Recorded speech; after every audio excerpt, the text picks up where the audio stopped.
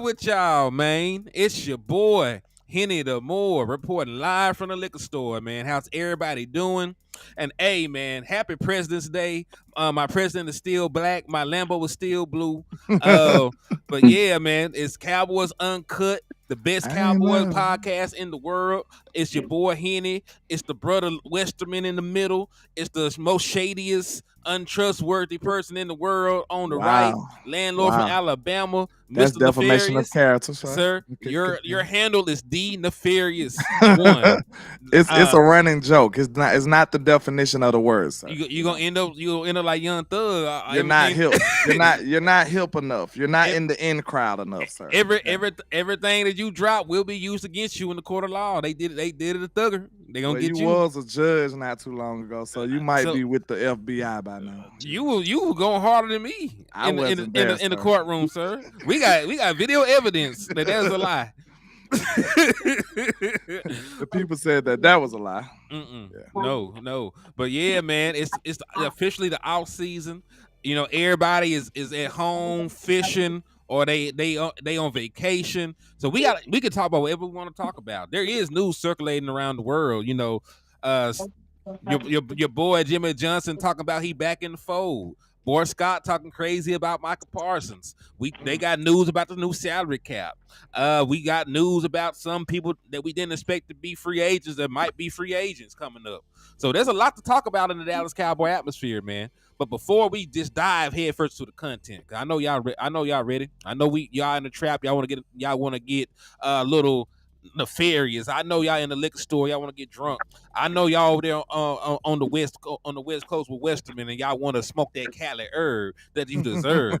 But before we do all that, we got some bills to pay, man. So y'all know that the only thing we need y'all to do is to hit that like button, help us manipulate this algorithm, hit the share button so that more eyeballs get on the content, slap the dog shit out of an Eagles fan, man. So you get a discount in the liquor store, the trap, and on the West Coast. We're gonna work He didn't something really out. cuss. Tibbs. Absolutely. He didn't really cuss. It just sounded like he did. He didn't really say. He said the spit. Yeah, Yeah. I gotta tell my kids when we go live now. I'm sorry. He didn't and really say that. and then after that, after you do all that, if you want to still support monetarily and help pay liquor store tab, you can hit the Cash App or the Super Chat. Everybody Cash Apps is at the bottom of the screen. Everybody is monetized on YouTube. But now all that is out the way, man. Where do y'all want to start in all this, man? Because there's a bunch of stuff floating around. The Jimmy Johnson stuff is pretty interesting, with them, hashing out their problems they had with each other, allegedly. Now they saying that he's back in the fold. So I really want to know, is it really true? Like, is it what we want, what it sound like it is, or is it just, word salad? Cause like if he asks him one question and Jimmy give him some advice, now he's an advisor. Yep. Technically. You know what I'm saying? But is he just going to him like, hey, Jimmy, what you think about this? Or, hey, Jimmy, what's your input on this? Or is he a real consultant or a real, advisor? I want to know that because they could just say anything. So, Which is very true, and Wes had the same sentiment when I called Cuz and chopped it up with him too. I think we all are on the suspicious train because you can say anything. Like nigga, if I call, I'm sorry, y'all. It's He been a gonna say long he's day. sorry after he said. Hey, listen, I didn't have there anything. goes the neighborhood. I didn't folks. have anything to apologize for at first, so I ain't even had to come out there like that. There goes the neighborhood. But Messing with him. in And I'm gonna regard, tell y'all this right now for all y'all folks that be saying I be talking over folks and not letting folks talk. I'm eating my bag of chips. he said this is what happens when you let Listen, you got left. Up, one dropped. you got even less now. I'm just letting y'all know. I'm just saying. I'm just waiting. You know what I'm saying? Because they be saying I be talking over folks and not letting people talk. So Hey, I'm just my gonna bag say, of chips. Hey, so when I do it later on the show, be like, hey man, I ate a whole bag of chips. Let these dudes say whatever they want to talk about for a whole bag of chips. And guess what? That bag of chips is gone now. indeed, man, indeed.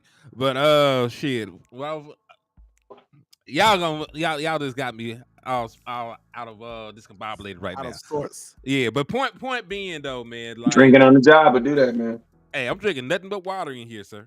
Man, Nothing Yeah, but that water. never good, clear. man. I ain't seen Matt Batten in a while, man. What's going on with Matt Batten in the building. What's up with my boy, man? you? Yeah, Salute to Matt Batten, man. good old Matt Batten. But point being, like y'all was saying, like if he asked Jerry Jones, what color, if Jerry Jones asked Jimmy Johnson what color Ferrari he should get, and he tell him purple, that's still giving advice. That's still a consulting job. So like I need to know what are y'all talking about. Now, are you going to listen to Jimmy first and foremost if he tell you something? If Jimmy Johnson said, "Hey man, you should extend Dak Prescott right now. Don't even wait, because you can give extensions at any point. You ain't got to wait to get an extension." So if he said, "Hey, I need you to extend Dak Prescott immediately," if he go out and do that, something like that, that's different. If they just having a little small talk about football and operations and things like that, you can save that. It really doesn't matter what Jimmy Johnson tell Jerry Jones if Jerry Jones is not going to listen, or if Jerry Jones is not in position to use that knowledge he gets. So it's really a mute point. True. What are my thoughts? My thoughts are Jimmy Johnson's a great coach, but Jimmy Johnson didn't win no Super Bowl without no good players in Dallas. So, So I think this is it right here. You want to read it, Wes? Can you see it? Yeah, I see it right now. I mean, this is what I honestly think it meant. I think he just meant after the Green Bay game, they cool now. That's all it is. Like, and guess what? When you cool with your friends and your friend is a business, y'all find ways to do business with each other because that's what friends do. Like, all my friends, my goal since I have a business is to find ways to do business with my friends. You know what I'm saying? That's the whole business. That's the whole point. So I think the only thing that he meant by saying that he's back in the fold with the Cowboys, he just basically meant that if someone asked, if he was walking down the street and some random person said, "Do you like the Cowboys?" Instead of him saying "F the Cowboys," he said, "Yeah, I get down with the Cowboys." That's it, man. But Cowboys, we so thirsty, bro. Like we so thirsty for something to just feel like, oh my God, this is the year, bro. That's not gonna take it. I told y'all the Jimmy Johnson curse. We're winning it this year. What did I come on here? I broke all y'all hearts when I came on here and told you I ain't give a damn about no curse or no feeling. Y'all can't. We ain't got no damn middle linebacker, no runner. They could put him in the Hall of Fame 3 times, bro. You still ain't getting nowhere. But Cowboy fans, we still want to try to act like. Hey, you can take it down. I didn't already see it. Cowboy fans want to act like it really takes more than just having good players playing good defense and good offense to win the Super Bowl. No, bro, that's all it takes. All this lucky stuff, all this. No, bro, stop. No, Jimmy Johnson consultant. Jimmy Johnson is a couple years younger than Jerry Jones right now, and he has been talking football for the last 20 years. I'm sorry, Jimmy Johnson, but I do not believe Jimmy Johnson's input is going to help the Cowboys win or lose any games in 2024. All I think it means now is that Jimmy Johnson's him and Jerry are cool. That's all it really means is they just cool now. You know what I mean? It don't mean pull it back up. So real quick, I just wanted to point this out, and I'm gonna let y'all cook. Pull it up real quick one more time. I got you. The way they worded it says a lot. I'm gonna show you this. Look at the bottom, meaning Jerry asked, period. Jimmy advised, period. And a new board member was added. Like, do that even sound official at all? Like, it's just like he asked 1 or 2 questions, and hey, now technically he's an advisor. So, they just probably wanted a story or something. I don't know. I mean, if you're listening to me in 2024, bro, think about how they separated it with the periods. That's all. Hey, landlord, what industry are you in? Right? What industry do you work in? What you mean at work? Yeah, like what type of it's industrial, right? Industrial, industrial, like what type? Like you don't have to say exactly what you do, but industrial. What type of thing? We make pipes. Okay, how long you been there? Like 7 years. 7 years. Hey, bro, I am actually opening up my own business. Right? Mm-hmm. I have a desire to make pipes. It's always been this dream. But I'm gonna be honest with you, landlord. I ain't never actually made a business doing that. Hey, how much you think you would charge me if I just hired you to kind of just like, I'm gonna still do everything, but there's gonna be times where I need you to be like, no, bro, don't get those pipes. Why? Because you've been doing it 7 years. You know what I'm saying? But you still my boy. If you ask me one question, now I'm your advisor. Yeah, and then think about this. Rich people, you know what rich people do? They send you a bill for it. And then I paid my friend for doing nothing. Then guess what? You probably get a tax cut from it. Boom. Hey, you just took my back end. Yeah, And I'm going to tell you, that's how the rich stay rich. Yep. And And I'm gonna be honest with you, I ain't gonna get into it, but that's why I be saying Donald Trump ain't a racist, man. He just deal with rich people. If you got money, he rocking with you. If you ain't got no money, he ain't rocking with you. That's just what it is. You know what I'm saying? That's how Jerry Jones is, bro. If you got money, Jerry rocking with you. If you ain't got no money, bro, you could be the most powered all day. He don't give a damn about that. Yeah, like from the Fish Report, Jerry Jones already talked to a bunch of people. He be chopping up with Emmitt Smith. He be chopping up with Michael Irvin. There's a bunch of people he talked to, former coaches. He used to chop it up with John Madden when he was still alive, right? That was one of the names that was listed. Al Davis too. Him and Al Davis were real good friends. Yeah, they were close at one point. So and it's another thing, man. The only way that any of this advising is going to work is if Jimmy Johnson tells him to go get somebody and he does it. Like otherwise, that advisor stuff doesn't really mean anything unless you're just a guy who's getting paid to agree with Jerry Jones. Yeah, and that's called a yes man. And it's not even an official position. You know what I'm saying? It's not even an official position. It's just his homeboy. You know what I'm saying? It's not listed as a hire or anything. So it's not even an official position within the NFL that he took with the team. You got team consultants and shit like that. So that's more so on what we talking about. This is a homeboy relationship, and they just hyped it up. And because I'm opening up a business that's going to be selling pipes. I know landlord's is working at his job for the last 7 years. So you know what that means? That means he has more experience than me. Mm-hmm. He's going to come in and be my consultant. And guess what? All he's going to do is just stand over my shoulder and be like, nope, don't do that. Yep, do that. Yep. Hey man, you think we should get the red pipes or the blue pipes? Well, you should get the blue pipes. Why? Because they blend in better with the dirt. Oh, okay, that makes sense. I appreciate you. I'll call you back next week. And then guess what? I said, you know what I do? So just like you were saying, since we're friends and we want to keep everything in house, I send you a bill and I pay my friend, and my friend pays me. And guess what? I do. I write it off on my taxes. Everybody wins, bruh. And guess what? The only people that don't understand this, don't be offended, is broke folks. Because we try to, I'm just being honest with you. And I said we, because I'm still closer to y'all than anything else. You know what I'm saying? We tend not to understand how business and how money really works, bruh. I'm just being honest with you. And we be like, oh, that's shady. That ain't shady, bro. That's business, bruh. If you own a business, it's your job to get the cheapest price. You're not ripping nobody off. You're doing the reason they get tax breaks is because technically he's opening a job for somebody. So that's like a service to the community. You know what I'm saying? When you opening jobs, they give you rewards for that. So he's actually technically opening a job, not really, but he is. You know what I'm saying? And they gonna give him a tax break for it. So, and I want to also put this in there. It's not like Jimmy Johnson's on the coaching staff. Like I would be more excited if Jimmy Johnson, was on the coaching staff or some shit. Like he was a quarterback coach, or he was working with Mike McCarthy or something. Like that would have me more excited than him being a consultant to Jerry Jones. Jerry Jones talked to everybody anyway. What title he needed? What's that? Assistant GM. Give me that title. Give me a title like that. Let him be in the office across from you, then, Jerry. If you really want to ring somebody bell. Look better. You know what I'm saying? Assistant GM. Like, boy, we'll be turned in. Bro, listen to me. The only reason why the Dallas Cowboys did this and put this information out there is so that we could do exactly what we're doing today.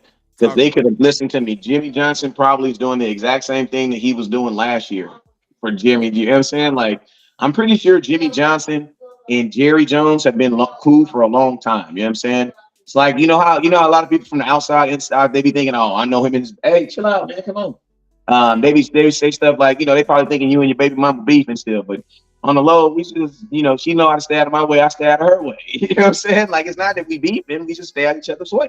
You know what I'm saying? So, I think it's the same thing with Jimmy. I think people have this assumption that these old men are just beefing whenever they see each other, but they not. You know what I'm saying? And whatever argument they had that broke them up was like 25 years ago. So it's like, how mad can you really be? I don't know. Listen, for all the dudes out there that's mad at their baby mamas, you think you're gonna be mad at her in 25 years? Hope not. Come on. Like You at know some what I mean? point, Like, I you know gotta she let that hurt busted up your go. car. She wrote all the stuff on the side of your car. I know your 87 Chevelle. She messed it up. But damn, 25 years later. Man, some folks petty. Yeah, I know.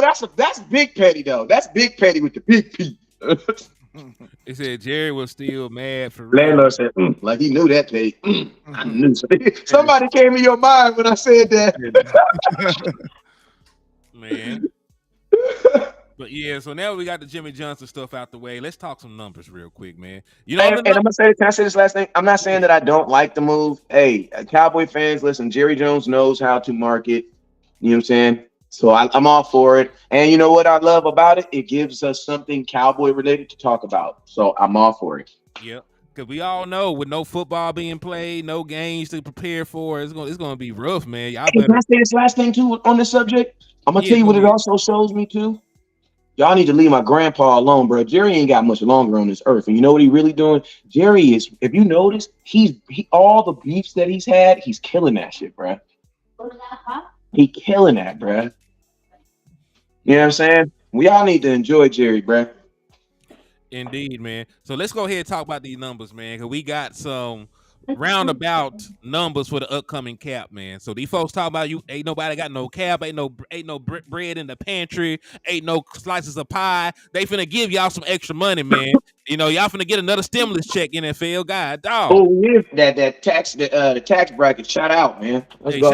Shout out. But hey, man, pro football talk. So the 2024 salary cap is coming. Some are expecting it to be in the range of 242 million to 243 million per team. At least one source said in response to that, more. They ain't say, they said more.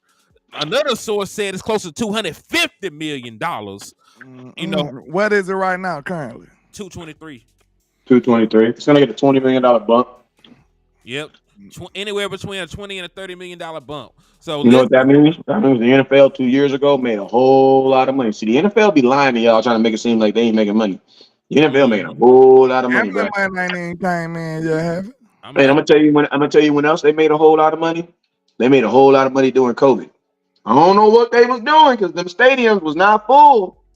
They made a whole lot of money during COVID, man. But it probably was. I about to say the views probably went up. Can nobody go to the game, so they watching it on TV. Yep. And then guess what? And then landlord, guess what? And then think about this. Now, listen, y'all know I'm a conspiracy theorist, right? I ain't got no weed. I ain't even listening to weed right here. I ain't even opening, so don't even blame it on the weed. This is real life, right? Imagine this, right? Because landlord, you said it. I didn't say this, right? The same year the NFL was negotiating the deal for the new hold on. The same year, that was around the same time they were negotiating the deal for TV to get more money. Well, when you go to TV and you tell them you need more money, what are you taking them? The views.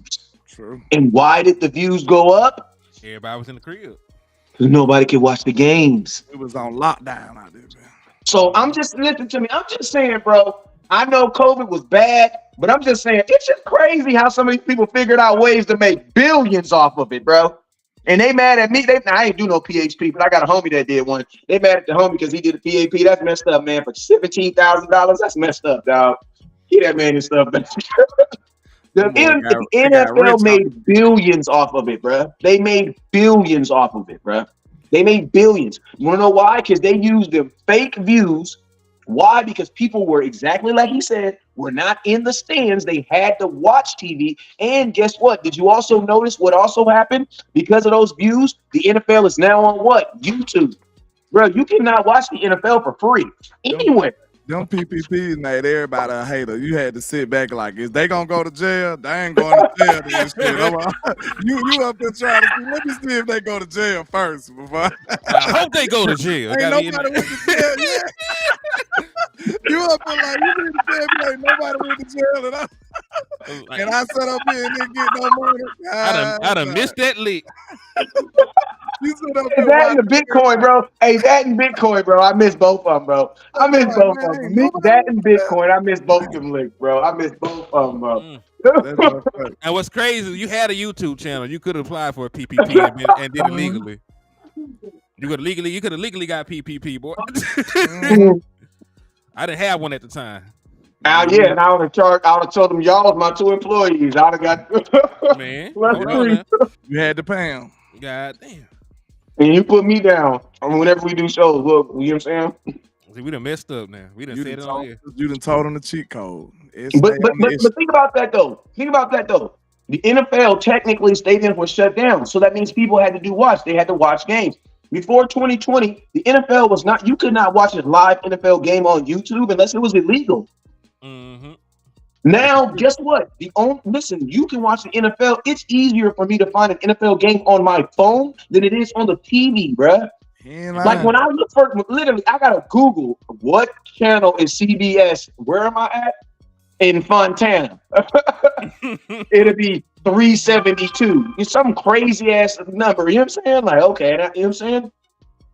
And then now, by the time you pick up the phone looking for the channel, you could have just watched the game on your phone. Bruh, on my phone, the NFL Network's going to send me a damn alert. What is you talking about? It's going to send me an alert. It's going to say, do you want to watch this game live? And I'm going to just hit yes. Immediately. Expedition. Immediately, bruh. Man, but you ain't lying. But this is the thing, though. Like, they got the bag now. So I don't need nobody talking about pie. Stephen Jones is out there. We can Google $20 million this is a stuff, big man. ass jump, bro. That's a big ass jump. Man, That's a lot of money, bro. Like $20 million is huge. Because you got to think about it. That's a lot, bro. That's all. Thank you. And you got to think about how many players are actually making $20 million in a season. There's not that many. On one team. On a team. There's not many players not that many. make $20 million. Think about this. Not only is it a $30 million bump, but you ain't even got to use that pure 30. You can still stretch it out. You know what I'm saying? You can say, okay, I'm beside this deal, but we're going to pay you this much this year and this year. You can still stretch it out even more. So it's just crazy. They really came up. Now, it's no excuse for us not to get the players that we want. Yeah, man, there's too many contracts that you can touch and make money. If you extend your quarterback, which you got to do anyway, you're going to save money. You extend your wide receiver that you got to do anyway, you're going to save money. If you extend Michael Parsons, it's not that much that you save, like $1 million. You still save $1 million. $1 million is a lot of money. You can sign your rookies with the money that you save extending Michael Parsons damn near. So, you know, like this, you really get that money back.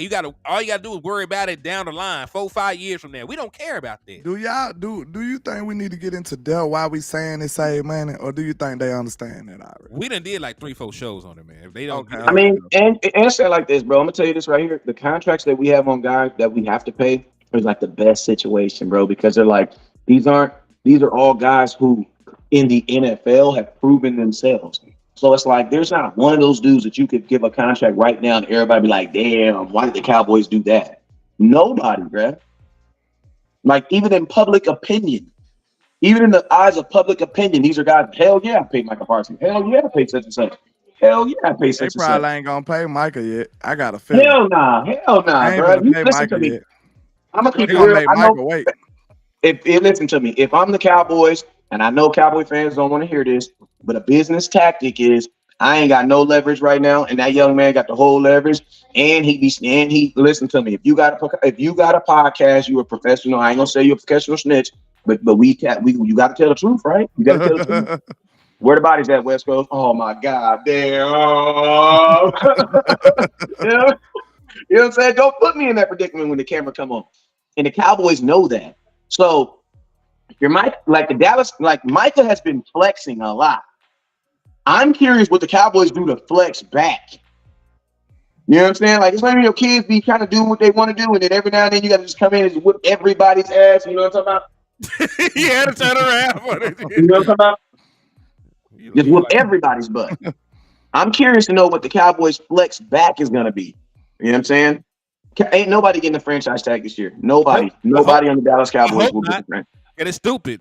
The only person you can it's think about. It's a bad business move regardless of what you do. Yeah, because if you think about it, the only person is Tyler Biadasz, and that's stupid. Look at the franchise tag for offensive lineman, man. It's ridiculous. It's like $19 million.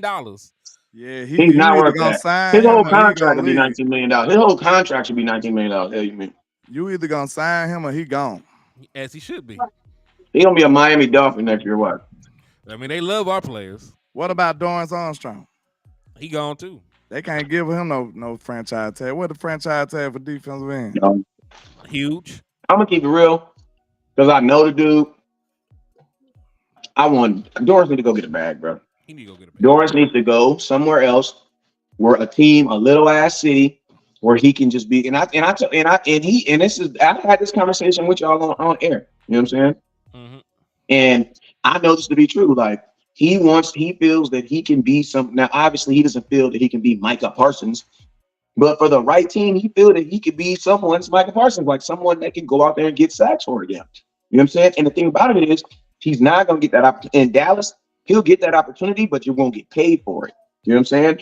And now, I mean, considering you're a 4th round pick out of Kansas, bro, he's coming far with his career. Man, listen, this my dog. My dude got one contract. This is probably gonna be the one he get. You know what I mean? Like, you gotta go get that bag, bro. You gotta go get that bag. Hey, we'll meet it. We'll hang out at alumni meetings and at the Pro Bowl. My dog, I gotta go get this bag. Like some dudes, they gotta go get it. I understand that. And this is the franchise tag for each position going into 2024. Quarterback, 36.2. Linebacker, 22.7. Defensive tackle, 20.9. Wide receiver, 20.6. Defensive end, which DA will fall in, is 20.2. Offensive lineman offensive lineman, which Tyler Biadasz will fall in, is 19.8. You said wide receivers is what? 20.6. I don't know why I thought that would be higher. Not yet. Nah, not yet. Cause you know it's the average. It's the average of everybody. I thought we had 5 receivers that was over like 23, 24 million. You do, but you know you got at the top is the one person making the 30. Then there's some other people down there. So, and also I have to show you the thing for the whatchamacallit, because it's not always the average of the top 5. Like sometimes it's a slight percentile increase from the previous year. I ain't trying to pay none of them country boys though. Safety 16.2, tight end. We got Dono signed. What we signed Malik too then. Yeah. You know what's that? There will never be a safety to get a franchise tag. I ain't giving no damn safety no $16 million for no goddamn 1 year. Get the hell out of here, boy. Why you ain't have to talk to him like that? Because, man, like, come on, bro. Boy. Come on, bro. Like, come on, bro. All right, that's messed up to make the franchise tag 16. There will never be a safety get $16 million, bro. So if you tag Tony again, it'll actually be a little bit more than 11.3 because you get the penalty for tagging them back to back. So you damn sure ain't finna tag Tony Pollard ass. We shouldn't. Nah, I don't want to tag Tony Pollard. I mean, the thing about Tony Pollard is you're gonna have to ask yourself, if you tag him, is Tony Pollard worth a 2-year deal worth $22 million? Because that's what you have given him over $2 million. And no, that's a lopsided deal. He won on that deal. Way won. Shit, he won for a guy who's not a running back. Yeah, you won, bro. Nobody should get the franchise this year. Nobody. I know that's what I said. Shit, nobody getting it. And I'm gonna keep it real. On an average, nobody should ever get a franchise tag. Like everywhere else except your option on it. Who? CD. Yeah, he on it. Yeah. But let me tell you, this year or last year? He's on it this year. Oh, so they might ride him out too. Hey, so can I ask you a question? In discussions. So you can't franchise tag CD Lamb then, because he has a year on his contract. Yeah, you can't franchise tag him this year. You can franchise tag CD Lamb in 2025. You can't franchise tag anybody with years left on their deal. So okay, yeah, he's safe then. Because I was about to say he might be the only candidate I could see them trying to try that with. You got to be a pending free agent. So Micah Parsons can't be franchise tag. Dak can't get it no more. Yeah, he can't get it this year or ever because it's in his contract. CD Lamb, DeRon Bland can't be franchise tag. So all the people that got years left on their deal are not franchise tag candidates. Yeah. Hey, can we do some rapid fire questions? Y'all got some topics that we have to talk about? Of course. You know, I came with graphics, nigga. You know, I'm prepared. Okay. So I had a thought that just popped in my head right now. It was about get it off before we pull this up. You know we old. Oh, I know because we talking about CeeDee Lamb. I need to know, is CeeDee Lamb the likelihood of him getting a contract on March 15th, whatever the day is, the first, I highly doubt it. So do we see a holdout with CeeDee Lamb this year? I don't, man. I think they finna sign this man. Like whenever I see a player and his agent with Jerry Jones, I feel like something's gonna happen. That was out the blue. You know what I'm saying? Like they've already been spotted together. So I feel, and because he's an 88 too, 88 coming up off a first team All Pro season, franchise Cowboys season. Hey, Dez had to hold out though. Hey, everybody eventually has to hold out. I'm just trying to see if they done got to that level of maturity to understand the sooner you pay somebody, the sooner it's. Dude, the Cowboys. We gotta listen, man. It's 2024. Maybe they had a New Year's resolution, man. I'm just gonna pray about it. You better pray about it. I'm gonna pray about it. And I'm gonna say one thing: they didn't make Trey hold out. Trey ain't take top dollar though. He didn't take top dollar either. They heard Trey. They was like, Trey, you ain't gonna take top dollar. They like, boy, come on in this room real quick. Man, they kidnapped Trey Van They slid that paper in there so quick. Oh, you good? Hey, but you know what? But I'm gonna tell you though, what I learned though, and I'm gonna tell you one of the dopest videos you'll ever watch is go listen to Tyreek Hill and why he got traded to Miami. Right? Mm-hmm. It really comes down to what's important to the player, because with Tyreek Hill, what was most important to him was guaranteed money. Mm-hmm. He didn't really give a damn. And to be honest with you, Kansas City, he even said it, Kansas City and Patrick Mahomes, because Patrick Mahomes is the one that actually told him that they were going to take care of him. You know what I'm saying? Mm-hmm. So if you don't believe that players have a voice in this mind, they do. You know what I'm saying? Because the way Tyreek Hill was talking, he was basically, when he was talking about the organization, he was talking to Patrick Mahomes, who's what? The quarterback. Mm-hmm. That's freaking crazy. And this is about his contract. Tyreek Hill said, I told Pat, man, listen to him, man. Tell him, I ain't got to be the high. What do you say? I don't got to be the highest paid, but just take care of me. Just take care of me, right? And what ended up happening with Tyreek Hill was Miami Dolphins, the contract with Kansas City was actually bigger, but the contract with the Miami Dolphins had $70 million in guaranteed. And he was like, him and his agent was like, bro, there's no way in hell we're turning that down. Mm-hmm. So they made sure to go ahead with the trade. Yeah, and where Kansas City was only giving him 50. So it really comes down to what's most important to the player. Like some of these players that are already played, like if you're a first round pick like Micah Parsons, like, you know, the expectations is you want to be in that highest paid player. But I'm going to tell you guys something. Just because, like, you got to be careful too, because think about this. Like, say if all Dak wanted to be was the highest paid player, I mean, at quarterback, well, guess what? You did that for Dak was only the highest paid quarterback in the NFL for like 6 months. You know what I'm saying? It wasn't even a full season. You know what I'm saying?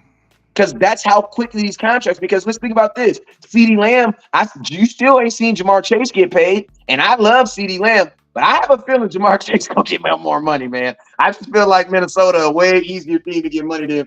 And listen to me. I mean the Bengals. Yeah, not Jamar. I was Jamar Chase, and I was actually thinking about both of them, Jamar Chase and Jefferson. You know what I'm saying? Neither one of these dudes have gotten paid, and I think that Jefferson and Chase play for organizations that are going to be way easier to get a bag from than the Dallas Cowboys. I think it went down, but technically, anyway, because like you look at how that contract was, like we know he was the highest paid, but at the same time, didn't get us that cap hit immediately. And they never told the fans that too. Yeah, the very year later, guess what happened? He wasn't even top 10 no more. Like he didn't survive. Like that contract looked like a steal after a while. Like quickly, yeah. And guess what, Lamb? And guess what? The fans, they were mad at the contract initially. Then when the contract ended up being a helpmate to us because it was so cheap, I ain't gonna say I'm exaggerating, but if I'm not mistaken, like Dak just started making over $40 million, over the last 2 years. No, so Dak still hasn't made over $40 million in a season. I say every time people ask me about it. Dak Prescott is a $40 million a year quarterback that has never cost the Dallas Cowboys $40 million. This year coming up, if they don't get an extension done, will be the 1 year that Dak Prescott cost the Dallas Cowboys $40 million, and that's really partially because they kept touched his damn contract. They touched his contract twice and moved the money back further. So it still probably wouldn't have been this bad. It wouldn't have been $59 million if we had not restructured Dak Prescott's contract twice. Real quick though, so shout out to Cerebral Assassin for the $5 super on one of y'all in. He said, "Man, I apologize for not sharing y'all with my Facebook family and friends, y'all. It's levels to this shit. I don't want to have to fight none of them in a minute, man. Go ahead and get your knuckles ready, man. Yeah, go ahead. We ready to box out here, man. We got you, man. If they try, you know, we gonna have your back, man. And you gotta hurt them a little bit. We got bun money on deck, man. It's like that. And it's like that. Well, yeah, he is a cerebral assassin, so hey, we ain't gonna tell what happened. Man, he a couple step ahead already, man. We ain't said that. He out here playing chess with the murder game, man. You know what I'm saying? They gonna be sleeping with the fishes messing with him. We ain't saying nothing. All right. But yeah, man, but the cap, people don't understand that average per year is not the same as cap hit. And that's the issue. You know what I'm saying? Like people, he make $160 million. You divide that by 4, that's $40 million a year. That's not how contracts work. Cause they got this thing called a signing bonus. And you prorate shit over the course of a contract. Then you got these things called dummy years that you can put at the back of a contract, and they hold cap hits in themselves that lower the actual contract themselves, right? So Dak Prescott only made like $18 million the first year of that deal. He only made like $19 million the next year. He only made 23, 24, 25 this year. You know what I'm saying? And every year he paid better than what he was getting paid. So slap yourself before you even try to talk. There's not a year that Dak played like a $20 million quarterback, even in his worst season. Yeah. Even in his worst season, he ain't never played like no $20 million quarterback. The Cowboys have always gotten better play. They have always gotten more from Dak than they have ever paid for. And think about this: the best year. And just think about this: when you think about Dak, remember the time when y'all liked him? Y'all liked him, y'all loved him. Y'all was wearing his jersey with pride. He was only making like $1 million a year. Yeah, really less than that. His rookie contract was $2 million, so technically he was making like $500K a year. But I'm just saying, the Dak that you fell in love with was only making $500,000 a year. So. And they still took his weapons. And I'm about to say, and you add to that, we still didn't go aggressively acquire nobody. Why we had a cheap labor from a quarterback? Yikes. I love Amari Cooper, but man, you traded for Amari Cooper. That was about as good as it got. And people said that you gave too much for Amari Cooper when we traded. I brought that up the other day. We can't even act like that was a big swing because everybody said we overpaid for that. Everybody was saying we overpaid. Yep. Even though it turned out to be wrong, because we really got a steal out of Amari for that first. But you know, when that deal first happened, it wasn't even a big risk like that. They was like they act like we got played. You know what I'm saying? So remember, he said $600,000 per season on his rookie deal. That's crazy. And the boy had the #1 selling jersey in all of football. That's crazy. Man, they came up off his. They came up, bruh. They came up. The NFL came up on Dak. To be honest with you, the NFL came up on Dak. And people forget, Amari Cooper was in the middle of a bad year and a half stretch. The man only had 280 yards on the season we traded for him. He only had like 80. Yeah, he only had like a 600 yards the year before. Like they weren't looking at Amari Cooper like that. He had lost his role as the '1 target in that offense to a damn tight end. And to be honest with you, if you really think about it, he only at that time had he had 22 games left on his contract. Mm-hmm. So to be like, I'm gonna keep it real. The Amari Cooper trade was a bad trade. It was a bad trade. It was. We just made it. He just made it good by his play. I was about to say, because I ain't gonna lie. When you say it out your mouth, it was a bad trade, bro. I wish I had a podcast back then, because I would have told y'all. You know, that was my boy. That was not a good trade. I'd have been like, bro, Amari finna come over here and ball. Like, Amari was the receiver outside of Julio at Bama. It was Amari, bro. He was a route running fool over there. He was dominant in Bama. So when we traded for him, I would have been on here like, hey, y'all, we good. I was lit when we got Amari. No lie. Speaking of wide receivers, because Wes, you know, you had pushed back and said instead of drafting a wide receiver, we should get a free agent.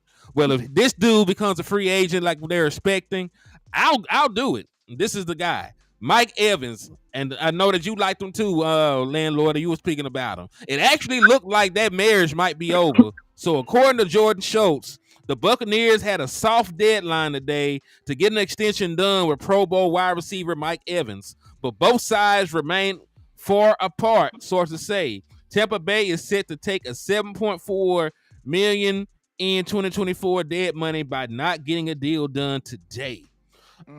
So looks like he might be a free agent. Talks will continue, but my understanding is Evans is trending towards becoming a free agent, barring an unexpected change in discussions. Yes, I would bring Mike Evans in on a contract because he has never not had 1,000 yards, and he is a big ass target. Let's see what they projecting him to get paid. The man, I don't know because this is his second contract. I got you. I'm finna pull it up. So the thing would be, is he going to want to break the bank, or is he going to want, adequate money? Us. We got to look at the money, bro. No, I know. I'm just saying, I'm trying to see, because this is not his first contract. They said projected.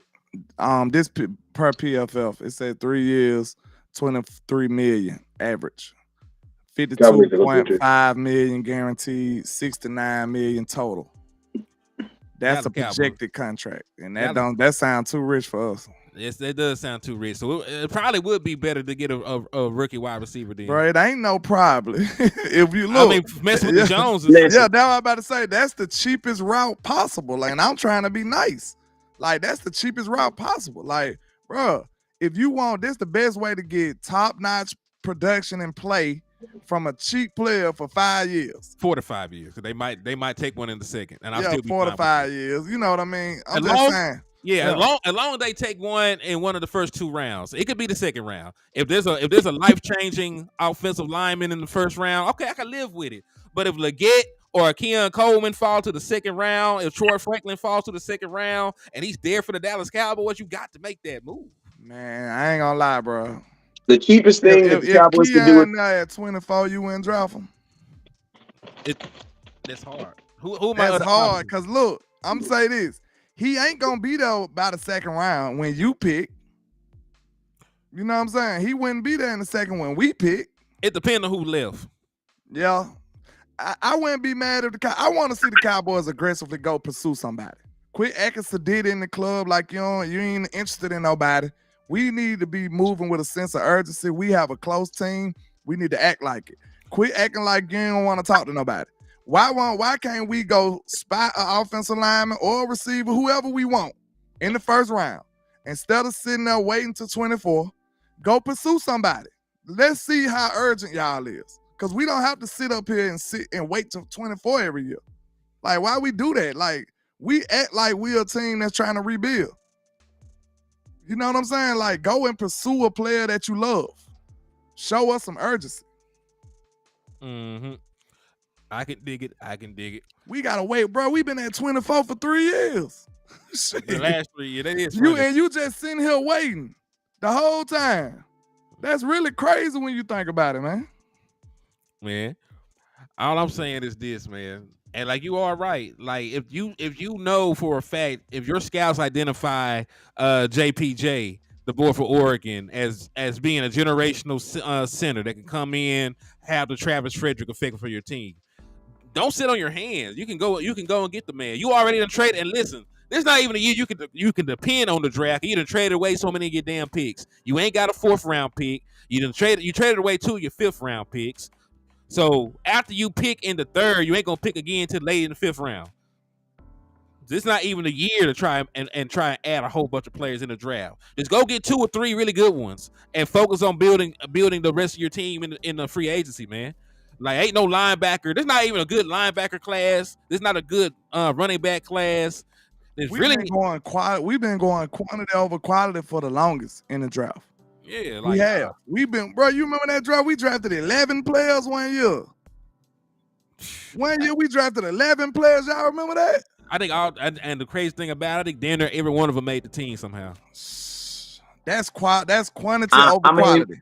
Listen to me. I'm gonna keep it real with y'all. The cheapest thing and the most effective thing that the Cowboys could really do, honestly, is hope that Plan A works. And Plan A is figure out. I don't believe anything was wrong with Brandon Cooks. You know what I'm saying? So I'm not as in dire need of as a wide receiver as you guys. Especially if I'm going to go older receiver with 1,000 yards. Basically, you just described Brandon Cooks to me. You know what I'm saying? When you were talking about Mike Evans. I think he's a bigger receiver, so I think that benefits. But at the same time, if you go look at Brandon Cooks, every touchdown except for maybe 2 of them, he was contested and or falling over somebody. His size has never stopped him from doing anything. So I think right now, I would think that Brandon Cooks and Dak Prescott year 2 would still be better than Brandon Cooks and Dak Prescott year 1. And I also think it would be better than Rick. And I'm gonna tell you this right here. I love the rookies and stuff. I mean, I love the idea of a rookie, but the thing that sucks about the Dallas Cowboys and Dak Prescott, no, the really things that sucks about Dak Prescott is he's such an honest dude that if some 7th round or some undrafted free agent come in here, he's playing just as good as that rookie's not gonna get no opportunity. You know what I'm saying? I think there's too many adults on the offense for us to insert a kid over there right now, especially in a position where you're gonna be giving him the ball. I just don't believe if you put a rookie over there behind CeeDee Lamb, he's not getting the football. You ain't seen all these other rookies though, man. I seen all these other not really get the football. You know what I'm saying? Jalen Turner. No, I ain't talking about in Dallas. I'm talking about throughout the league, though. Yeah, but listen to me. But I can't. But you got to remember, like I can't look at how these other dudes. I can't look at how I believe all that's going to happen, and I believe that, and I think, and I see what these young guys are doing, but I just don't see it happening in Dallas. I just don't see it happening in Dallas. Okay, let me give you an idea then. Walk with me. Okay, we know how the Joneses is, Wes. Come on now, we know the Joneses. They will force themselves to be right. Okay, we know that. But they weren't. But they're not gonna. Hold on. If they draft a wide receiver high, they will force him on us, and it'll just not necessarily though, because we traded for CeeDee Lamb. I mean, we traded for Amari Cooper, and in the same year we traded. You know what I'm saying? So. I mean, I'm saying they will force him on us. When Amari Cooper came over here. Yeah, they made themselves right. So I'm saying it'll have to be a bad pick for it not to work at that point. Like if the Joneses draft a wide receiver in the first round, he's getting the ball, bro. I mean, they tried to force Schoonmaker on us. You see how that bullshit they tried to throw at him. But see, this is the thing. You can force damn bad that it didn't work out. But see, this is the thing though. At the receiver position, you can't force that on there. The only way you can force it is if you're going to force targets. Like, he still has to get open. And it's like this. If you draft a receiver, are you drafting him to be an X? Because if you draft him to be an X, that means he would literally be putting CeeDee Lamb on the bench. So the only positions that you can even bring a wide receiver hand in is at the opposite side. At the Z. He can be a Z, or he can be a slot. Now, I'm going to tell you this. If you come in to be a slot, if you draft a kid at 24 to be a slot, I think that's a waste. I'm going to be honest with you. Hold on. Can I go first? Go ahead. Because I want to address some people in the chat because I think they got my mentality all the way wrong. But go ahead. I was just going to say CeeDee Lamb plays 70% of his snaps in the slot anyway. So I was looking for an outside receiver. Yeah, but he's considered our X, though. I know what they say, but he's considered our X, though. I mean, he don't play there, so it doesn't matter what they consider. I understand, but on the playbook, he is considered. They consider moving him though. They consider moving him. They don't consider him as the slot. I mean, that's fine. I mean, that's fine. I'm just saying when he ends up in the slot like 70% of the time. I believe it, but I'm just saying. I'm just saying. Okay. Let me just speak my piece real He's quick. He's an X that plays more slot. That's what you're saying. I think, yeah. I mean, I think people. A linebacker that don't play linebacker. I think people got it confused what we're talking about. Like, of course, we're not saying that we need offense over defense, but you got to realize the way this draft is constructed, nothing else makes sense. This is what we telling y'all. Like, it is no first round linebackers whatsoever. It is no first round. You shouldn't want to draft a first round defensive tackle at this point. Not again. You shouldn't. We just did that last year, so that's a no go for me. What else? It's no first round rated linebackers, or you don't want a defensive tackle in the first round. What else do you want on defense in the first round? Outside you see what I'm saying? You need to address those in free agency, y'all. That's the point. That's what I think y'all missing. This draft is not shaped up like that to be drafting defense like that, bro. In the first round, if you don't get an old lineman, you probably should. I'm gonna say this. In the first round, if you don't go pursue an offensive lineman, or if you sit and wait at 24, this draft is so loaded at wide receiver, more than likely BPA gonna be a wide receiver. I can guarantee you that. So it'll be like, are you gonna draft one or not? That's all I'm saying. So it's nothing we can do in this draft for defense, y'all. Bruh, if we draft, listen to me. Yes, you can. You know what you can do? You can trade the pick. And you don't just draft. Listen, I'm talking because about guess free what? agency. Yeah, you can do No, that. no, I'm talking about. Listen to me. I would have no problem if the draft class is so deep, trade out of the first round and get someone else, get some more second round picks, get another second round pick, and get in the third. You don't just pick. I don't want a Taco Charleston dude. Just I'm gonna get a dude just because because this is the thing. So what if it is the BPA? That means it's the best. He is the best player available, but he's not the best player available for our need. We don't need that. Like, bro, just because I go to the store and toilet paper is freaking 3 for $50, I don't buy it every time just because the deal is so good. You know what I'm saying? I can only wipe my ass so often. You know what I'm saying? Sometimes you got to say no to deals and move on to what you need. You know what I'm saying? So, yes, I do. And then think about this. If you really get it, it would be disaster to get a wide receiver. The reason being is because think about this. If you draft a wide receiver right, contractually, it would be a disaster because you're going to sign CeeDee Lamb and you're going to also sign and have this kid. So that means in 4 years, you're going to have both these dudes' contracts coming up. You know what I'm saying? So that's a bad thing. And what if he a baller? You might get you a ring in that time. But see, this is the thing, though. This is the thing. Listen to me. You'll never know because there's only one football. Bro, you're going to tell me you're going to be the NFL team that has 2 receivers with 1,700 yards? That shit don't happen. It ain't gotta be it ain't really gotta be. But think about listen, in Dallas, bro, listen to me. Listen to me. Put it to you like this. It makes no sense because if he comes here and he gets more targets than CeeDee Lamb, you waste the money that you're going to put into CeeDee Lamb. You don't have to give then say what? You can pair wide receivers.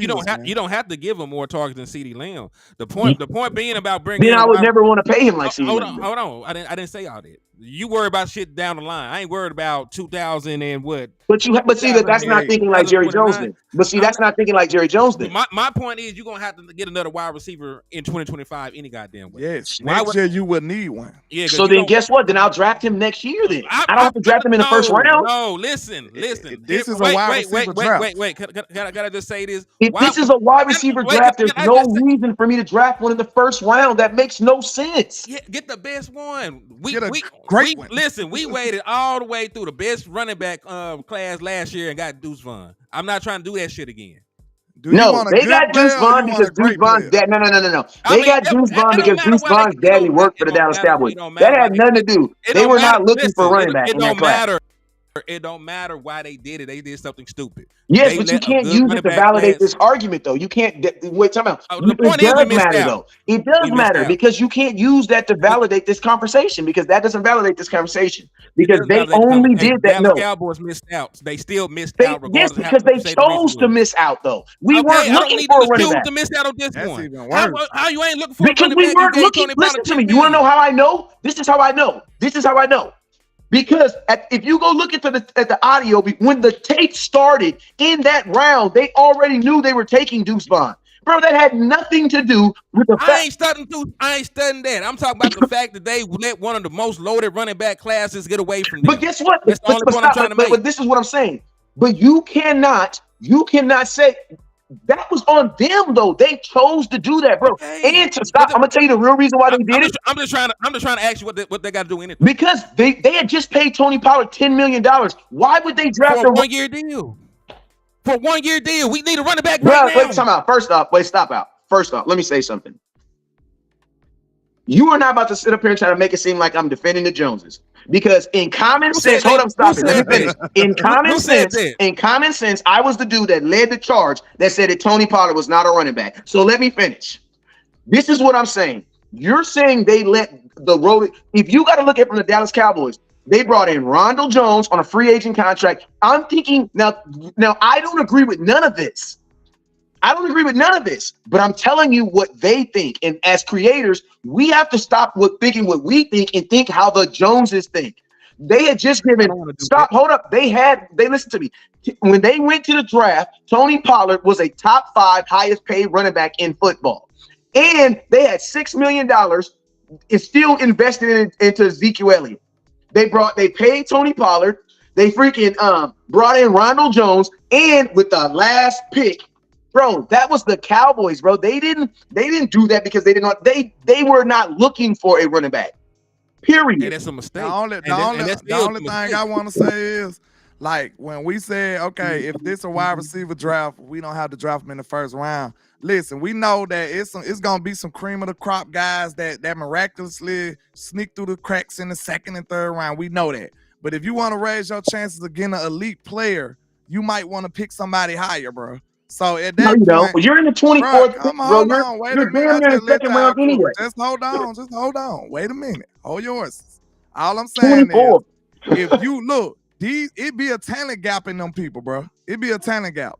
If you wait till the second round, you at the end of the second. You Bro, already you're at in the end of the 24. first. You already at the That's end still of a the first first. round grade. Bro, you're in That's 24. that's a whole round of a difference. Lamar Jackson was But drafted now, 32. stop it. But Yeah. but listen, but I'm gonna tell you this. What if the Dallas Cowboys do? Because think about this. Technically, what if the Cowboys say this? Because the Cowboys have said this a bunch of times. We only had 17 first-round pick grades on kids. So just because you're at pick 24, what if the Cowboys have looked at this draft class and says, you know what? Even though we're picking at 24, bro, we only see 17 kids that should even be drafted in the first round. So no matter what you're doing, you're gonna, and that's what happened with Taco Charleston. With Taco Charleston, the Cowboys said it. The Cowboys said it. They said it. All the kids that they identified as first round picks were gone. So who did they pick? They picked the dude who had the most sacks out of everybody that was left. But we're not trying to say the point. Hopefully, Jimmy Johnson advises them, and they don't do that again, though, right? Man, they sit up here. I ain't gonna lie, Bruh, stop calling me. I ain't trying to go into this year with this same quarter. That's just my opinion. I think that'll be a mistake. I'm gonna be real. You already losing Michael Gallup. If you don't replace nobody, you at least got to. But you're not gonna lose Michael Gallup. They're not gonna. You're finna cut him, huh? Where they gonna get all this extra cap from? I'm gonna tell you, bro. The way the Dallas Cowboys are set up, I'm gonna tell you what the Cowboys. They're not gonna listen to me. They're not going to take $6 million in dead cap money and add another. How much is Michael Gallup's money? Bro, they're going to be almost 11 money this year. Listen, half the money think about this. Half the money that you're going to get from the salary cap is going to go to players that aren't even on this team. I'm going to tell you what the Cowboys are going to do. They're going to wish and hope that Michael Gallup, because I'm going to tell you, as much as I would love to have a better situation, the way the contract is set up, the best thing for the Dallas Cowboys to happen is he play better. So I'm gonna be honest, because you're gonna get burned. So you mean to tell me this year? So you mean to tell me we finna go in here with Michael Gallup and Brandon Cooks again? And that's this it. This is what I'm saying. I don't believe. I'm gonna keep it real. I believe those three receivers in year 2 would be better. Like I don't know what y'all tripping off of. Gallup is one of the least efficient wide receivers in the NFL in terms of separation. For years, that man is that man is literally in the hundreds in terms of separation. Who? I would not. Michael Gallup. Well, Michael Gallup's not a good receiver. Like he shouldn't have got paid $11 million. But listen to me. But bro, listen. Why are you? But listen, the milk is spoiled. The milk is already spoiled though. Y'all over here complaining about stuff that we can listen. The milk is spoiled, and you trying to make me drink it? No, I'm not. I'm not. Yes, but you know what? This is what I'm telling you. I'm telling you this, that it is better for you to drink it than you to throw it out. Because if you throw it out, there's gonna be spoiled. I'm gonna be sick. You just told me it was spoiled. I'm shit myself, Wes. This is what Wes, we are too old. We are too old to even drink milk. This is what I'm saying. At some point, if you ask me in a perfect world, what would I like to see with Michael Gallup? I'm gonna tell you this right now: him play better. Because if he played, listen to me, if Michael Gallup was playing better, you would think that he would fix the contract. Like the only reason why we have a problem with Michael Gallup is because he's not playing good. Okay, but if he's playing good, you wouldn't have a problem with the contract. Okay, so that's what I'm saying. My hope is that he plays better. Let me ask you. How long we gonna wait for him to play better? Bro, listen to me. I'm only doing the best with what I'm dealt right now. Stop acting like this is what I'm choosing to do. I'm making the best decision out of this shit sandwich that the Cowboys gave me. I was just about to say, if you take your hat off and you like ripped it apart with blood coming out of the hat. Would you get blood I am live. You can't get something out of something that it don't have. You just can't. You can't do it. Like it's no blood in your hat. You won't get blood. Hey, but you know what? But this is what you gotta can't play better. Like we tried this year after year now. Listen, I agree with you, and I agree with you guys. I don't want. Sometimes I make stance on things, and it makes it seem like I'm in disagreement. Like, bro, I am not. Listen, I have been against Michael Gallup for almost 3 years, bro. Like my content proves, like I don't ever have to defend myself on Michael Gallup because my content speaks loudly of how I feel about Michael Gallup. But now I am speaking with my business hat on. I'm taking my fan hat off. I'm taking my content creator hat off, and I am putting my business Jerry Jones hat on. Because it's the off season, and this is what we should be thinking about more than anything. Because we ain't playing no freaking game in 6 months, so we need to be thinking more business-like right now. And if you're thinking business-like, bro, business-like, what? It's like this, bro. It's like you have a car that's totaled. They telling you right now, if we total the car, you still got to make the payment. You like, damn. So if you total the car, I still got to make the payment. Well, what would be better for me? To have the car. Why? Because I still got to make the payment. At least I'll have the car and I still making the payment. That's what I'm saying for Michael Gallup. Financially, the best thing for the Cowboys right now is for him to play better.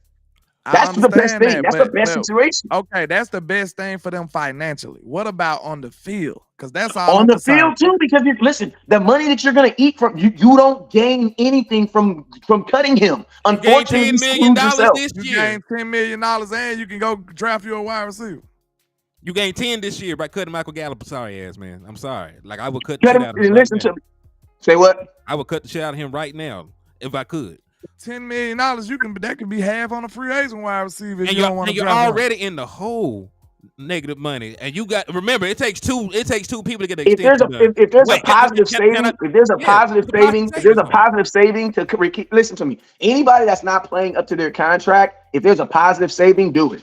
That doesn't matter. That's not even a question to be asked. The whole time. Yeah, that's all we were trying to say. You save money cutting him. He's been playing bad. If you cut him this year, so this is the out. This is the out year. Then do it then. Yeah, that's what we've been talking about. Y'all been going around the bend. Y'all wasted 20 minutes to say you saved $10 million, man. 20 minutes later, y'all. By the way, West Coast, we saved 20 minutes. We saved $10 million too, West Coast. I said we gonna lose Michael Gallup. Like I'm saying it like it's a foregone conclusion. Ain't no way we gonna keep him if we can cut him and get $10 million. Like why would we? That makes no sense. That's why I said we can cut him because we're gonna have to replace him. Plus, we get $9 million, and we could draft a wide receiver. And I was going to say, the extensions take two people to tango. We know that we save money by extending Dak, but we got to make sure that Francis is on board with the extension right now. You save money extending CeeDee Lamb, but shit, he still got one more year, and it takes two to tango. So they can't just extend them and get that money. They got to find a way to get underneath the salary cap before the league year start. Michael Gallup is the one thing that you can do and get halfway there immediately. And then all you would have to do. I was thinking next. I was thinking next year was the out year. No, it's this year. Because see, me, I'm gonna tell you this right now. I'm gonna tell you this right here. Me, I don't want to lose any money on a player that's already not playing up to standard. Okay, and that makes better sense. But no, because me, I'm like, bro, he's already not playing good. Now you want me to spend money for him not to be on my team? That doesn't make no sense to me. I'm basically getting double screwed. I would rather have him on my team and put my foot in his ass every day. You know what I'm saying? It's still screwing your well-being as a team too, though, because he's out there taking up space playing bad. It could be somebody playing good helping you win.